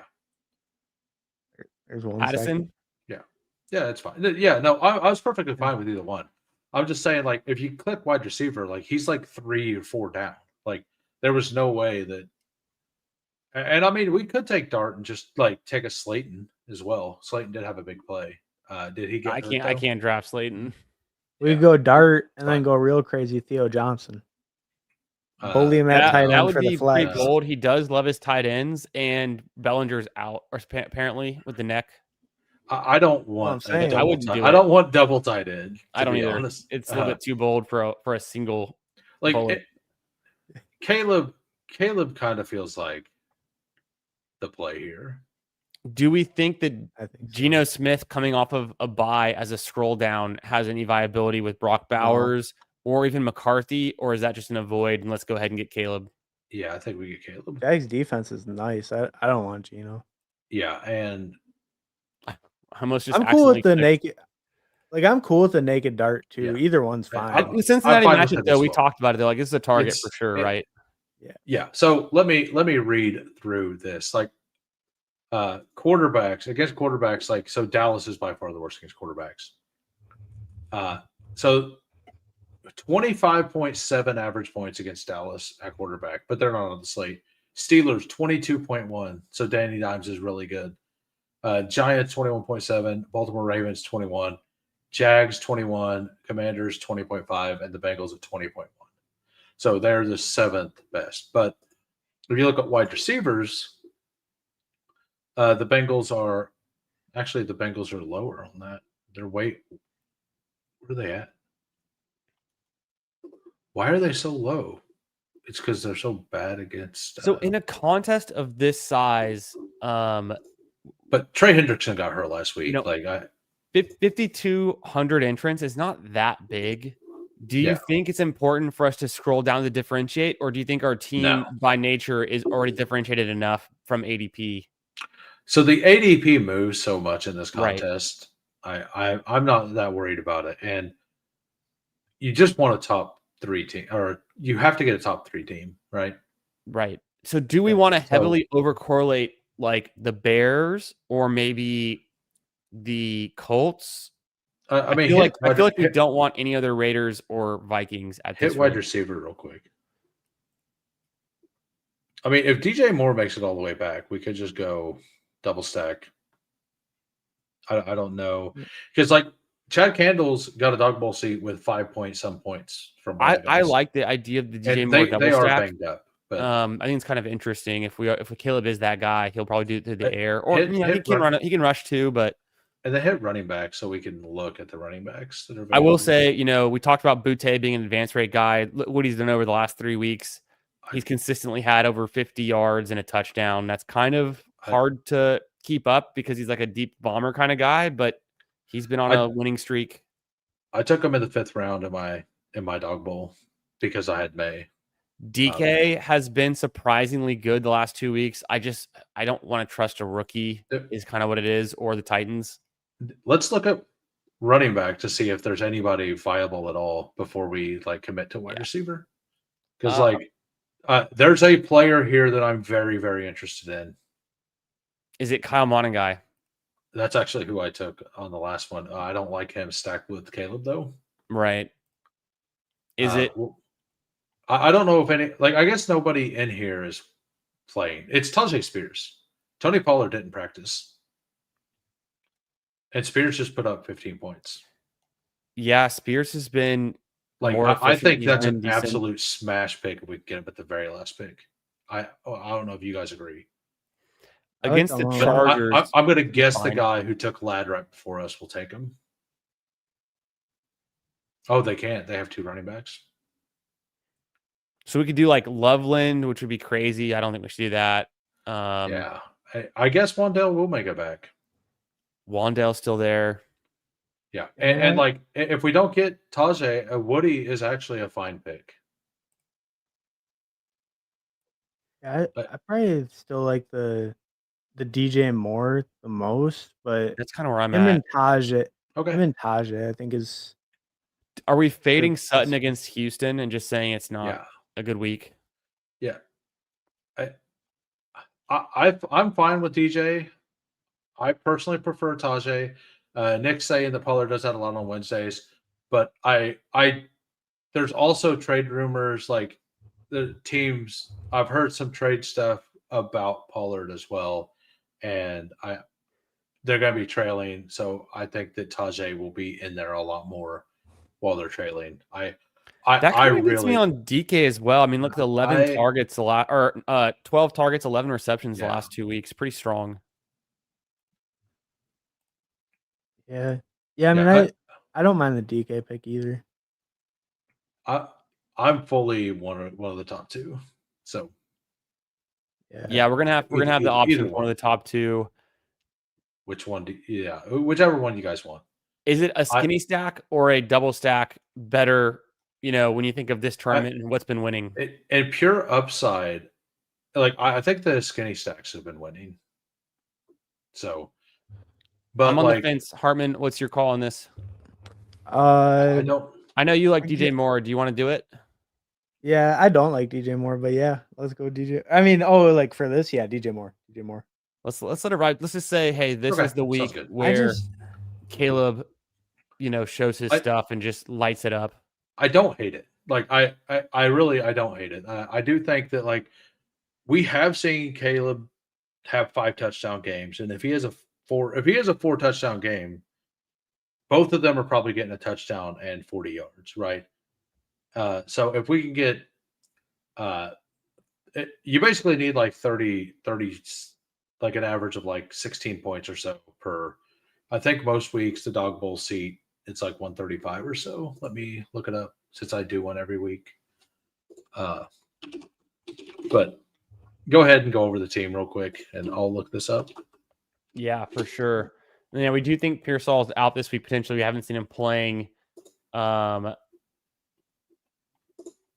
DK doesn't have target competition and negative game script. Would be 2% owned.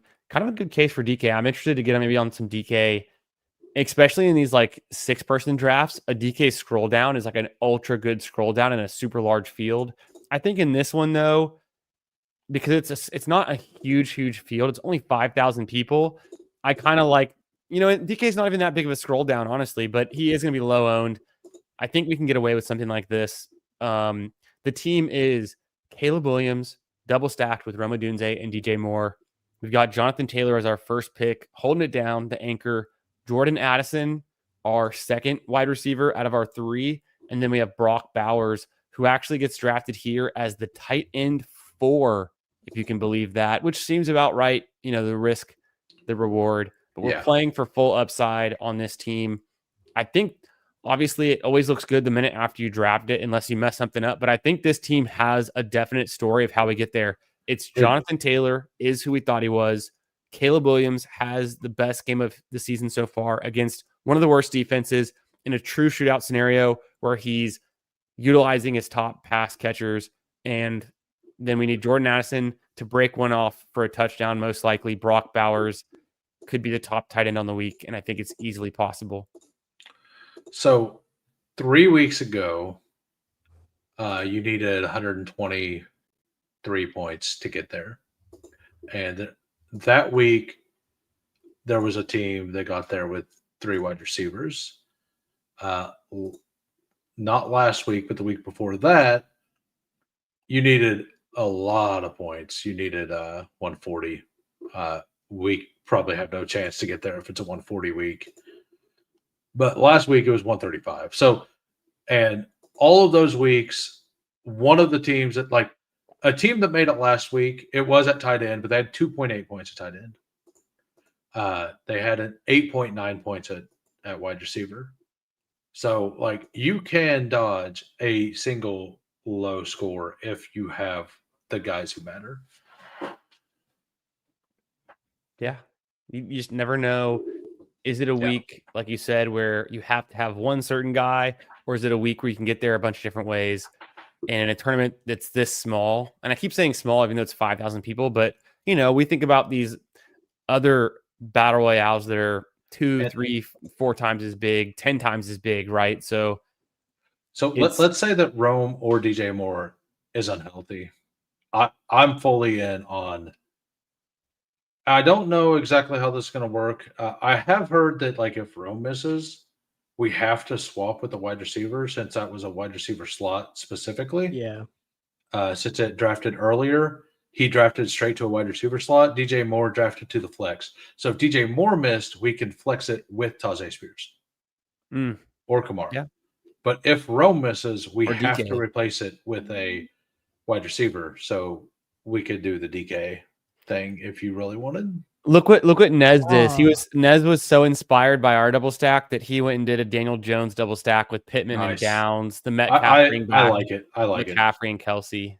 Pretty fun team. Which the fact that Nez is going elite running back, and I actually think if you have the first or second pick this week, I've been getting to a lot of 3 wide receiver builds this week. It's not that I don't think that. I think that if it's not McCaffrey or Taylor, I think we could just have a week that it's 23, 24 points with a bunch of the running backs. Not that that's a low amount, but that means there's a chance that 3 wide receivers absolutely smash the slate and is what you need. So I'm doing a few more 3 wide receiver builds this week than usual in the BRs. And since it's even thinner in the 12-mans, I kind of like it. And JMO this week, Bink, is going to absolutely smash. Yeah, Hartman, does it make you feel better that our team and Nez's team is the exact same thesis with just different players? It's like the QB double stacked, a bomber touchdown dependent big play wide receiver in the middle, a stud running back, and a stud tight end.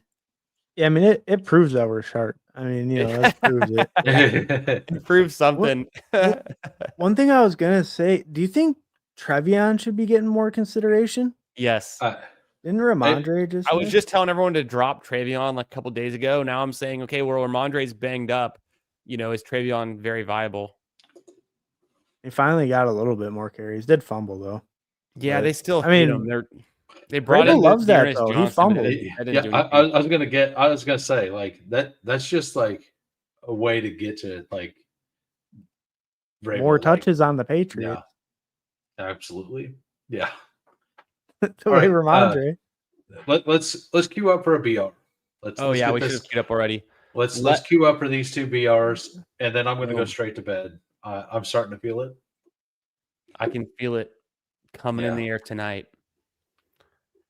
I can feel it. Some Phil Collins. So, by the way, if you are listening on any of our channels, if you could go to all the other channels, because all 3 of us are streaming it right now.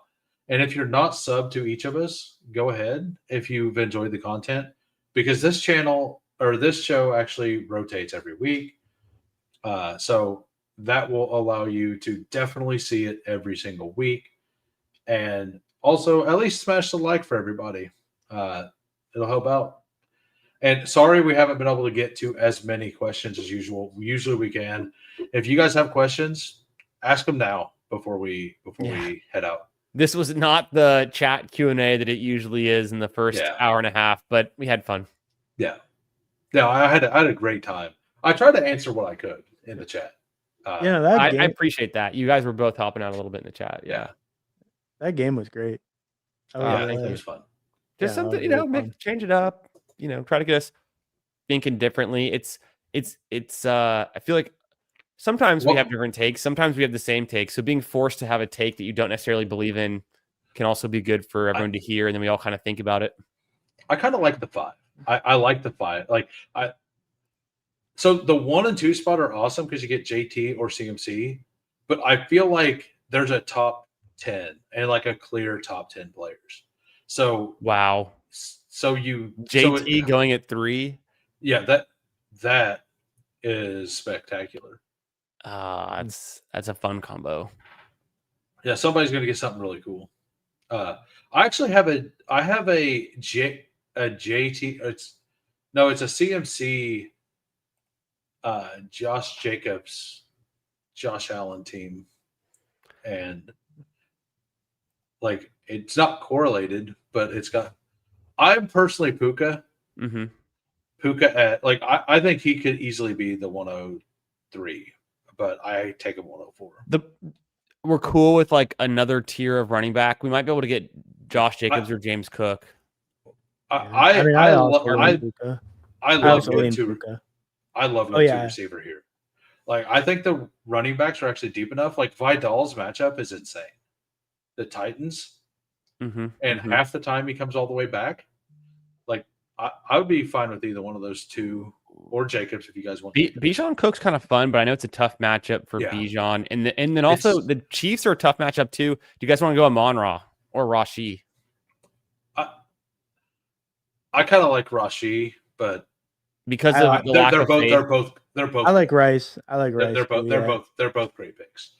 Like we can do Rice. If you're going to do volume, you just want to make sure to have that both combinations. I've got both combinations already. So in the Wildcat, not in the BR. You already had 50% Amon-Ra. Had to get you a new guy. Hey, Amon-Ra is the guy who helped me get to 6th place week 2. Yeah. It was I've doubled that stack down too because it was a Jahmyr Gibbs Amon-Ra with Jared Goff. I did that twice. One time I got Goff, one time I didn't. So, and yeah, Jackson Dart I think could just be the quarterback 3 this week or 4. I think it's Mahomes, and then I think it's Josh Allen, and I think Jackson Dart is very close to next. Yeah, with the rushing upside for sure. Like for the dog bowl because of what we were doing, yes, Caleb made more sense. But the Niners defense is just absolutely decimated. And Dart's not 100% drafted. You could get him like almost in the last round of every draft. So, like, I really like that. I'm open to Mahomes goes right after we take Rice, so that stack's gone. Obviously, we have the Stafford stack that we go with. Clyde says, would you trade Dak and Igbuka for London and Rome, given you have Lamar? I would say maybe yes, given you have Lamar, but London's hurt. Rome we like. Igbuka we also like. If it's I like Igbuka over those two. Yeah, I think Igbuka's I was thinking it was if it's I make the trade. If it's I don't. Yeah. Okay. Yeah, for sure. That's what I was thinking too. Then. Yeah. We were coming up with 2 more picks. We see Josh Allen go. We see Tyler Warren go, which he's been consistently the number 1 tight end. It seems he should be. The Steelers are horrendous versus tight ends. They're not the Bengals. So the Bengals, do you see the stat on the Bengals versus tight end? They just give up everything, right? Yeah. Do we want to go running back here before? No, because the guy on the turn already has a running back. We need to not take a running back first. Unless we want to double tap. Yeah. Right, exactly. Do we want to go Kraft or do we want to go Kyron, Kimani, or Swift? I think we take Kimani first. Do we want Kyron plus Puka? Kimani gone. That's tough, yeah. And Bowers is still there, by the way. Yeah. there's quite you can get Bowers in the 6th. I think we take 2 running backs here. Is it Kyron and Swift, even though we have Puka? I think it is. Kyron. Take Swift first, then we can decide. Hit RB then, and let's see what all is available. Genty's fine. Jacksonville's kind of tough. I don't love Chase Brown. Jalen Warren's fine. Etienne's fine. That's kind of the end of my list. And then you're kind of digging deeper. I like Montgomery. I like Dowdle. I like Hunt just fine. I'm actually fine with Tucker Kraft as well. Carolina is.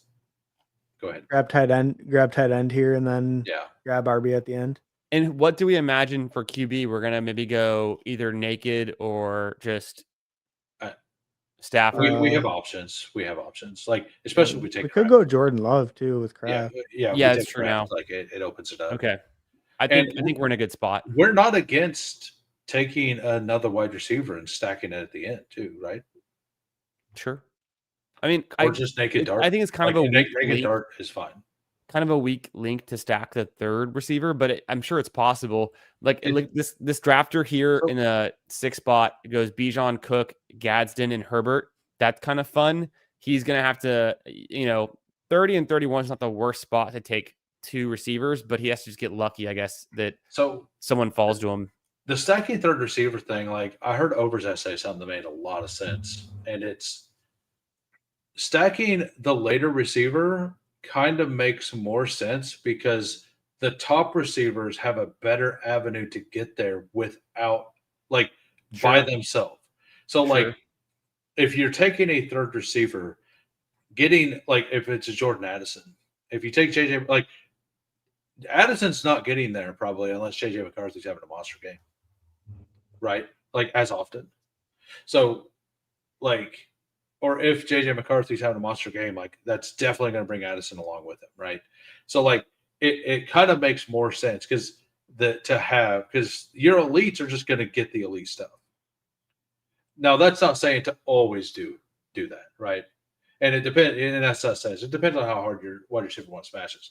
Like if Puka has 3 touchdowns or Rice has 2 touchdowns, like you probably want that guy, right? That you want to stack. But if not,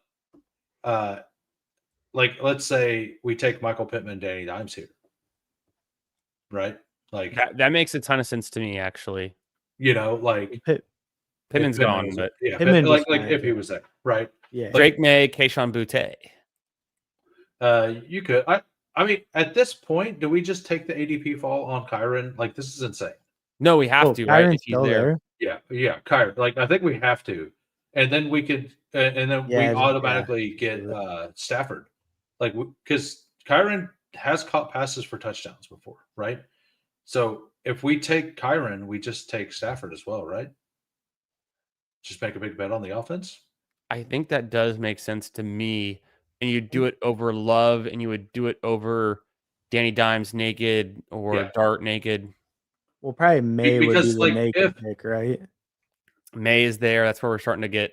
What do we do? Because May's been just so consistent, and you don't have to have him stacked. Do we want to go May or Stafford here? Either Stafford or actually Dart. Like I like Dart more than May this week. Okay, I think it's got to be Stafford the way we played it with Puka and Kyren to beat everyone, right? If we want to win, probably right? with the double, I think that's the way to do it. I do. We're saying this is Stafford's year. He's not quite putting up the MVP numbers. He's not quite having his career best year, but he's like within, he can almost touch and grab it. He's like that close. He's putting up. He's gonna have a game. I guess from the QB position in this large of a tournament, you really do need to have either the 1 or 2, maybe if it's close, top 3 tight end. But we're just saying, or sorry, not tight end, QB. But we're just saying Stafford has one of the weeks that he's kind of already showed us. And Puka back, we know Kyren can catch the ball. Kyren's one of the only running backs with 2 receiving touchdowns this whole season. I think there's one other guy.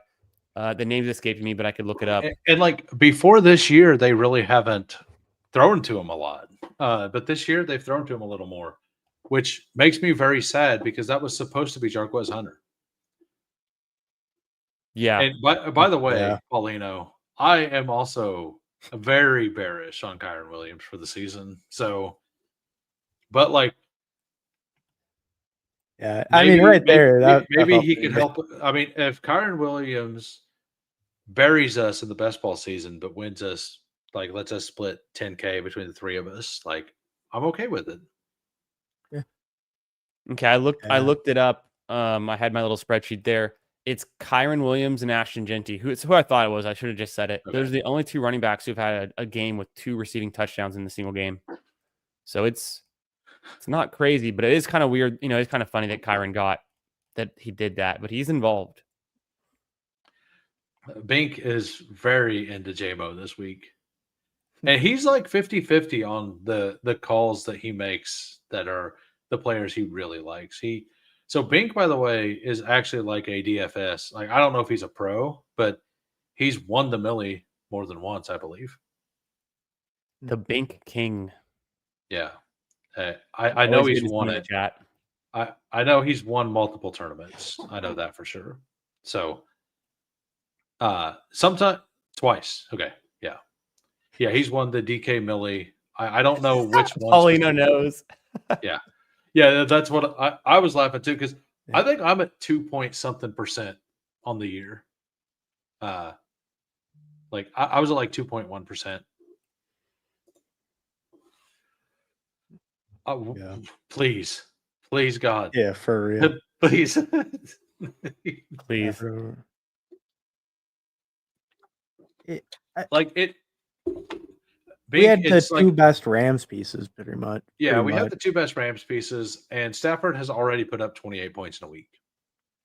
The difference is, and this is like something I should have probably brought up before. We didn't have elite quarterbacks on that slate, though, right? Like the one that Stafford put up to 27. Like we didn't have an elite quarterback put up an elite number. We didn't like. We've not had very many 30 plus point games from quarterbacks other than the one Bo next week on the main slate. And then like week 1, right? Josh Allen went crazy. Or that game went crazy, right? Yeah, but he was Sunday night. So like so he wasn't on BR, right? Yeah, he wasn't on the BR slate. I had him on drafters, which includes the night game, because it was him plus Derrick Henry. And I had both of them, and I got 5th or 7th or something. So we got number 2 again. The number 2 spot. We got lucky. We're up next. Yeah, so Rashid Rice? No. Maybe he comes Sounds good back to around. me. So, Sounds good to JT, me. Yeah. I mean, I'm Yeah, I think we take JT. pretty. And I do think that there's a like, and I don't know if you guys will want to do this, but I think there's a good game, like a good chance that like JT or CMC just nukes the field this week at running back. A lot of the better running backs don't have the good matchups, and a lot of the lower running backs have the better matchups. I'm not positive that it'll be a 3 wide receiver week, but I think it's more likely than usual for it to be one. Sure. And you look at the elite wide receivers we have this week. T. Higgins isn't being drafted, like, Which is kind of wild. The pace he's on with Flacco. Yeah. So like you're gambling that Flacco is healthy, but like DK Metcalf has not been drafted in 1 or 2 of these that I've done. Because I was building something else out. And like JMO could be down there. Because like I actually don't mind Worthy this week, or even Kelsey. Like if Mahomes makes it all the way back to us, like I think just taking a naked Mahomes and getting somebody matters. we've played 2 double stacked quarterbacks. This could be the time where we do end up going with one of Dart or May. It was kind of weird to see them all available there in the last round. I wasn't really expecting that, but given only 6 quarterbacks go, it may, it's not that crazy, but I mean, you have And the Mahomes and Kyron Josh thing Allen too, that goes every time, and Herbert goes pretty much every draft. So yeah, that's 3 of them. And like you look at the quarterback slate, like it's not incredibly deep for what is it? Dog Bowl, the 12 mans. But for this, like there's like 8 awesome picks at quarterback. Like Caleb Williams will be very, very low owned, I think, this week. Yeah, it feels like quarterback. Quarterback's just so deep for a 6-man always. Yeah, or especially this week. week. Scroll right. So, do we want to go James Cook? For sure, I don't like James Cook this week. You don't? Nah, that's Homer. You're being a Homer. No, KC's like way good against the run. I just think he's in a tier of his own. We can do it. We got to do it, right? Well, we can do it, but I game's going for a 60-point total. I just think it's. I am taking some James Cook, right? But KC is like in the tier of like very elite versus running back based on the numbers. I just think we could have the RB1 and RB2 on the week. And I know KC is good against the running back. I think it comes down to touchdowns, though. If James Cook can just we've seen them do it before. The Bills Right. are going to put up points. They're not. It's not. I don't think it's going to be a low scoring game. Could honestly be wrong. I but- do say if Mahomes makes it, we take Mahomes for the bring back. And then and we then we can do the work. backstack them. with Yeah, like Kelsey so- maybe No, we or can't. Worthy. Oh, Worthy. No, we can't. Like he's gone, so you Yeah, can't do okay. that. Josh Allen then, right? Or no? Is that negative? I'm probably Tyler Warren here or Josh Allen. Either one. Either one's fine. But actually, Josh Allen probably not with James Cook. He Well, hasn't. Warren's been with passing. JT though. If that's, I Oh. guess that's fine. Devontae, Rome. Oh. We'll take Josh Allen. Yeah, we'll stack that up, I guess. With this, we definitely need. We'll take Worthy the pick before the Mahomes guy. It is tough because we just talked about how only so many quarterbacks are drafted 100% of the time. And we just took one of them. But Well, I personally think that we definitely should have went Mahomes first. And this isn't being a homer. It's because I don't think James Cook like so KC is giving up 15.3 total fantasy points to the entire backfield right now. Like, yes, James Cook may get more. But like 20 points isn't really enough to separate in this contest. So he has to get more than like he basically has to get a touchdown more than what KC's averaging against. So like I'm not saying it's not possible. It's But possible. isn't like Buffalo really good against the pass? yes, they're one of the best. But like that's because their Bills are actually hold on. I remember they were in a primetime Palooza like 3 weeks ago, or however long it was ago. But I just remember seeing it was surprisingly low the amount of passing yards they allow per game. It's like 180 or 170. It's not that they're so good against the pass; it's that they're that bad against the run. They're just a run funnel. But let's be honest. If Josh Allen wants to throw the ball, he's throwing the ball. If Patrick Mahomes wants to throw the ball, he's throwing the ball. Mhm. Yeah, Yeah. and like Yeah, I mean, I just think James Cook goes 2 rounds too early. Like I like Kamani Vidal ahead of James Cook this week. But Like I straight up take think, Vidal like, over him. Like when you're like, but if it's when they want to throw, they throw. Like I think just the scoring upside. Like you look at the game total in like the Chargers game versus that game. I mean that's a pretty giant spread. So, Like- so we can ignore tight end, right? Why? Because everybody Why? else, there's only 2 people without one. Well, I It's mean, unless only- we specifically yeah, want one before this guy. Like, Yeah. we either take Bowers or like we just take Kelsey, right? Well, We get Gadsden, Bowers, or Kelsey, but do we prefer one of them over the other? Like, do we want Kelsey or do we want a Worthy for the bring back? How much do we want Metcalf, Pittman?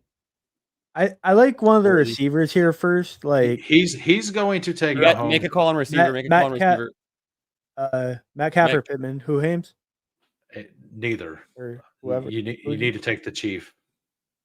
Like Really? if we have Josh Allen plus James Cook, we have to take a Chief there. He has Patrick Mahomes. Like the chance, like he was possibly double stacking there, and we needed that. Like we had to do that. And yeah, I think Pittman here is fine. Like it's not that I don't like Pittman or DK Metcalf. It's that we were so invested in that game that we had to do that. I like Pittman just fine. Do we want to scroll down at all on any of these receivers or take the tight end first? I'm cool with Pittman. I think we Pittman's do have Jonathan Taylor, but we're just saying like Bills, Colts is how we're getting there. I mean, yeah. And there's like Pittsburgh gives up a lot of points.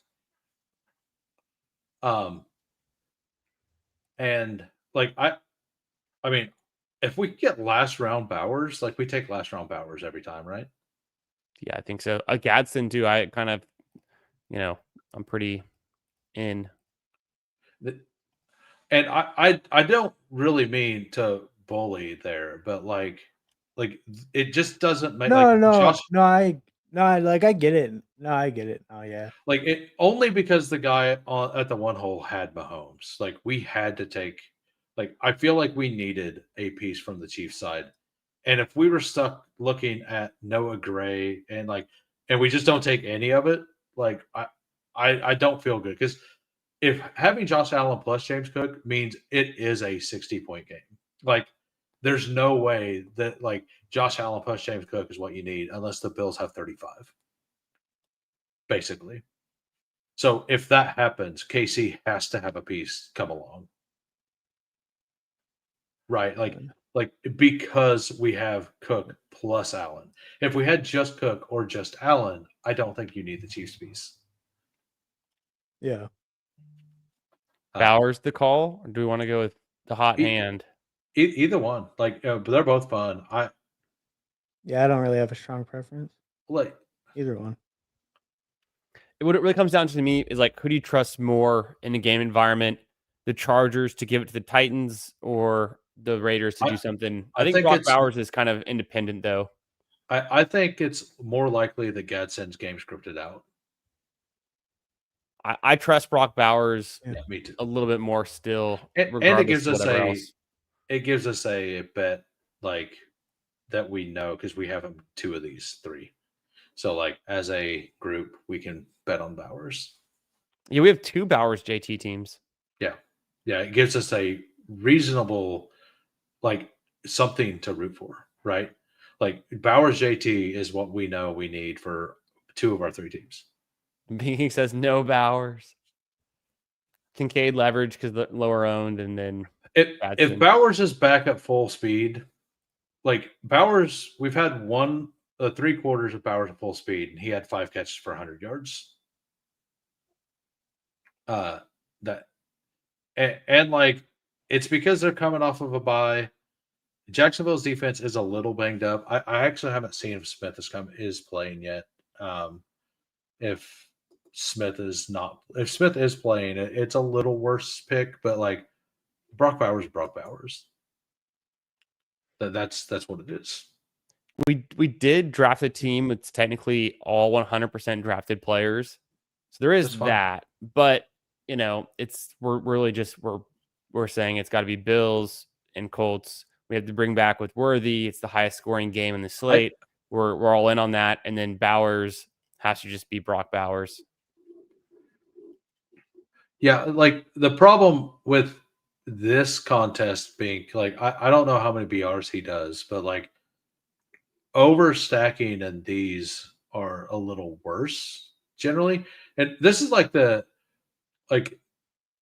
don't mind that. Like we've seen multiple weeks where Pittman's 20 points is like fine, like it could get you there, and this week could easily be one of those.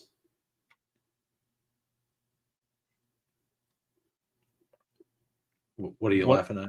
I like all these teams. I think I just like getting exposure, different game environments, different builds and stuff. And I think it's always fun to draft with y'all too. Kind of not y'all too, but like y'all also. Either way, it is late. We have to shut it down. We drafted a few teams. We played a fun game. I'll make sure I'll post these teams on Twitter. Maybe I'll post them on Twitter. Maybe I'll just DM y'all, but we'll get them out there. We can trace them this week. We can sweat them out together. Any final thoughts for you guys before we send it into the night? No, I'm hoping to get to work and them telling me that I can go home as soon as I get there tomorrow, because that's been happening all week. So hopefully my first day I can do that, come home, waste a bunch of money on the overlay over on Drafters. There you go. Appreciate y'all for being here. Thanks for watching. Hartman, any last words, anything for the good people? No, have a good night. Draft some winners. Thanks. Draft some shippers. Yeah, draft some shippers. Thanks for being here. Hope you guys had some fun tonight drafting with us, playing the game, talking ball. We'll catch y'all in another one real soon. Make sure you hit that like on your way out. Leave a comment if you feel so kind. Peace out. See y'all.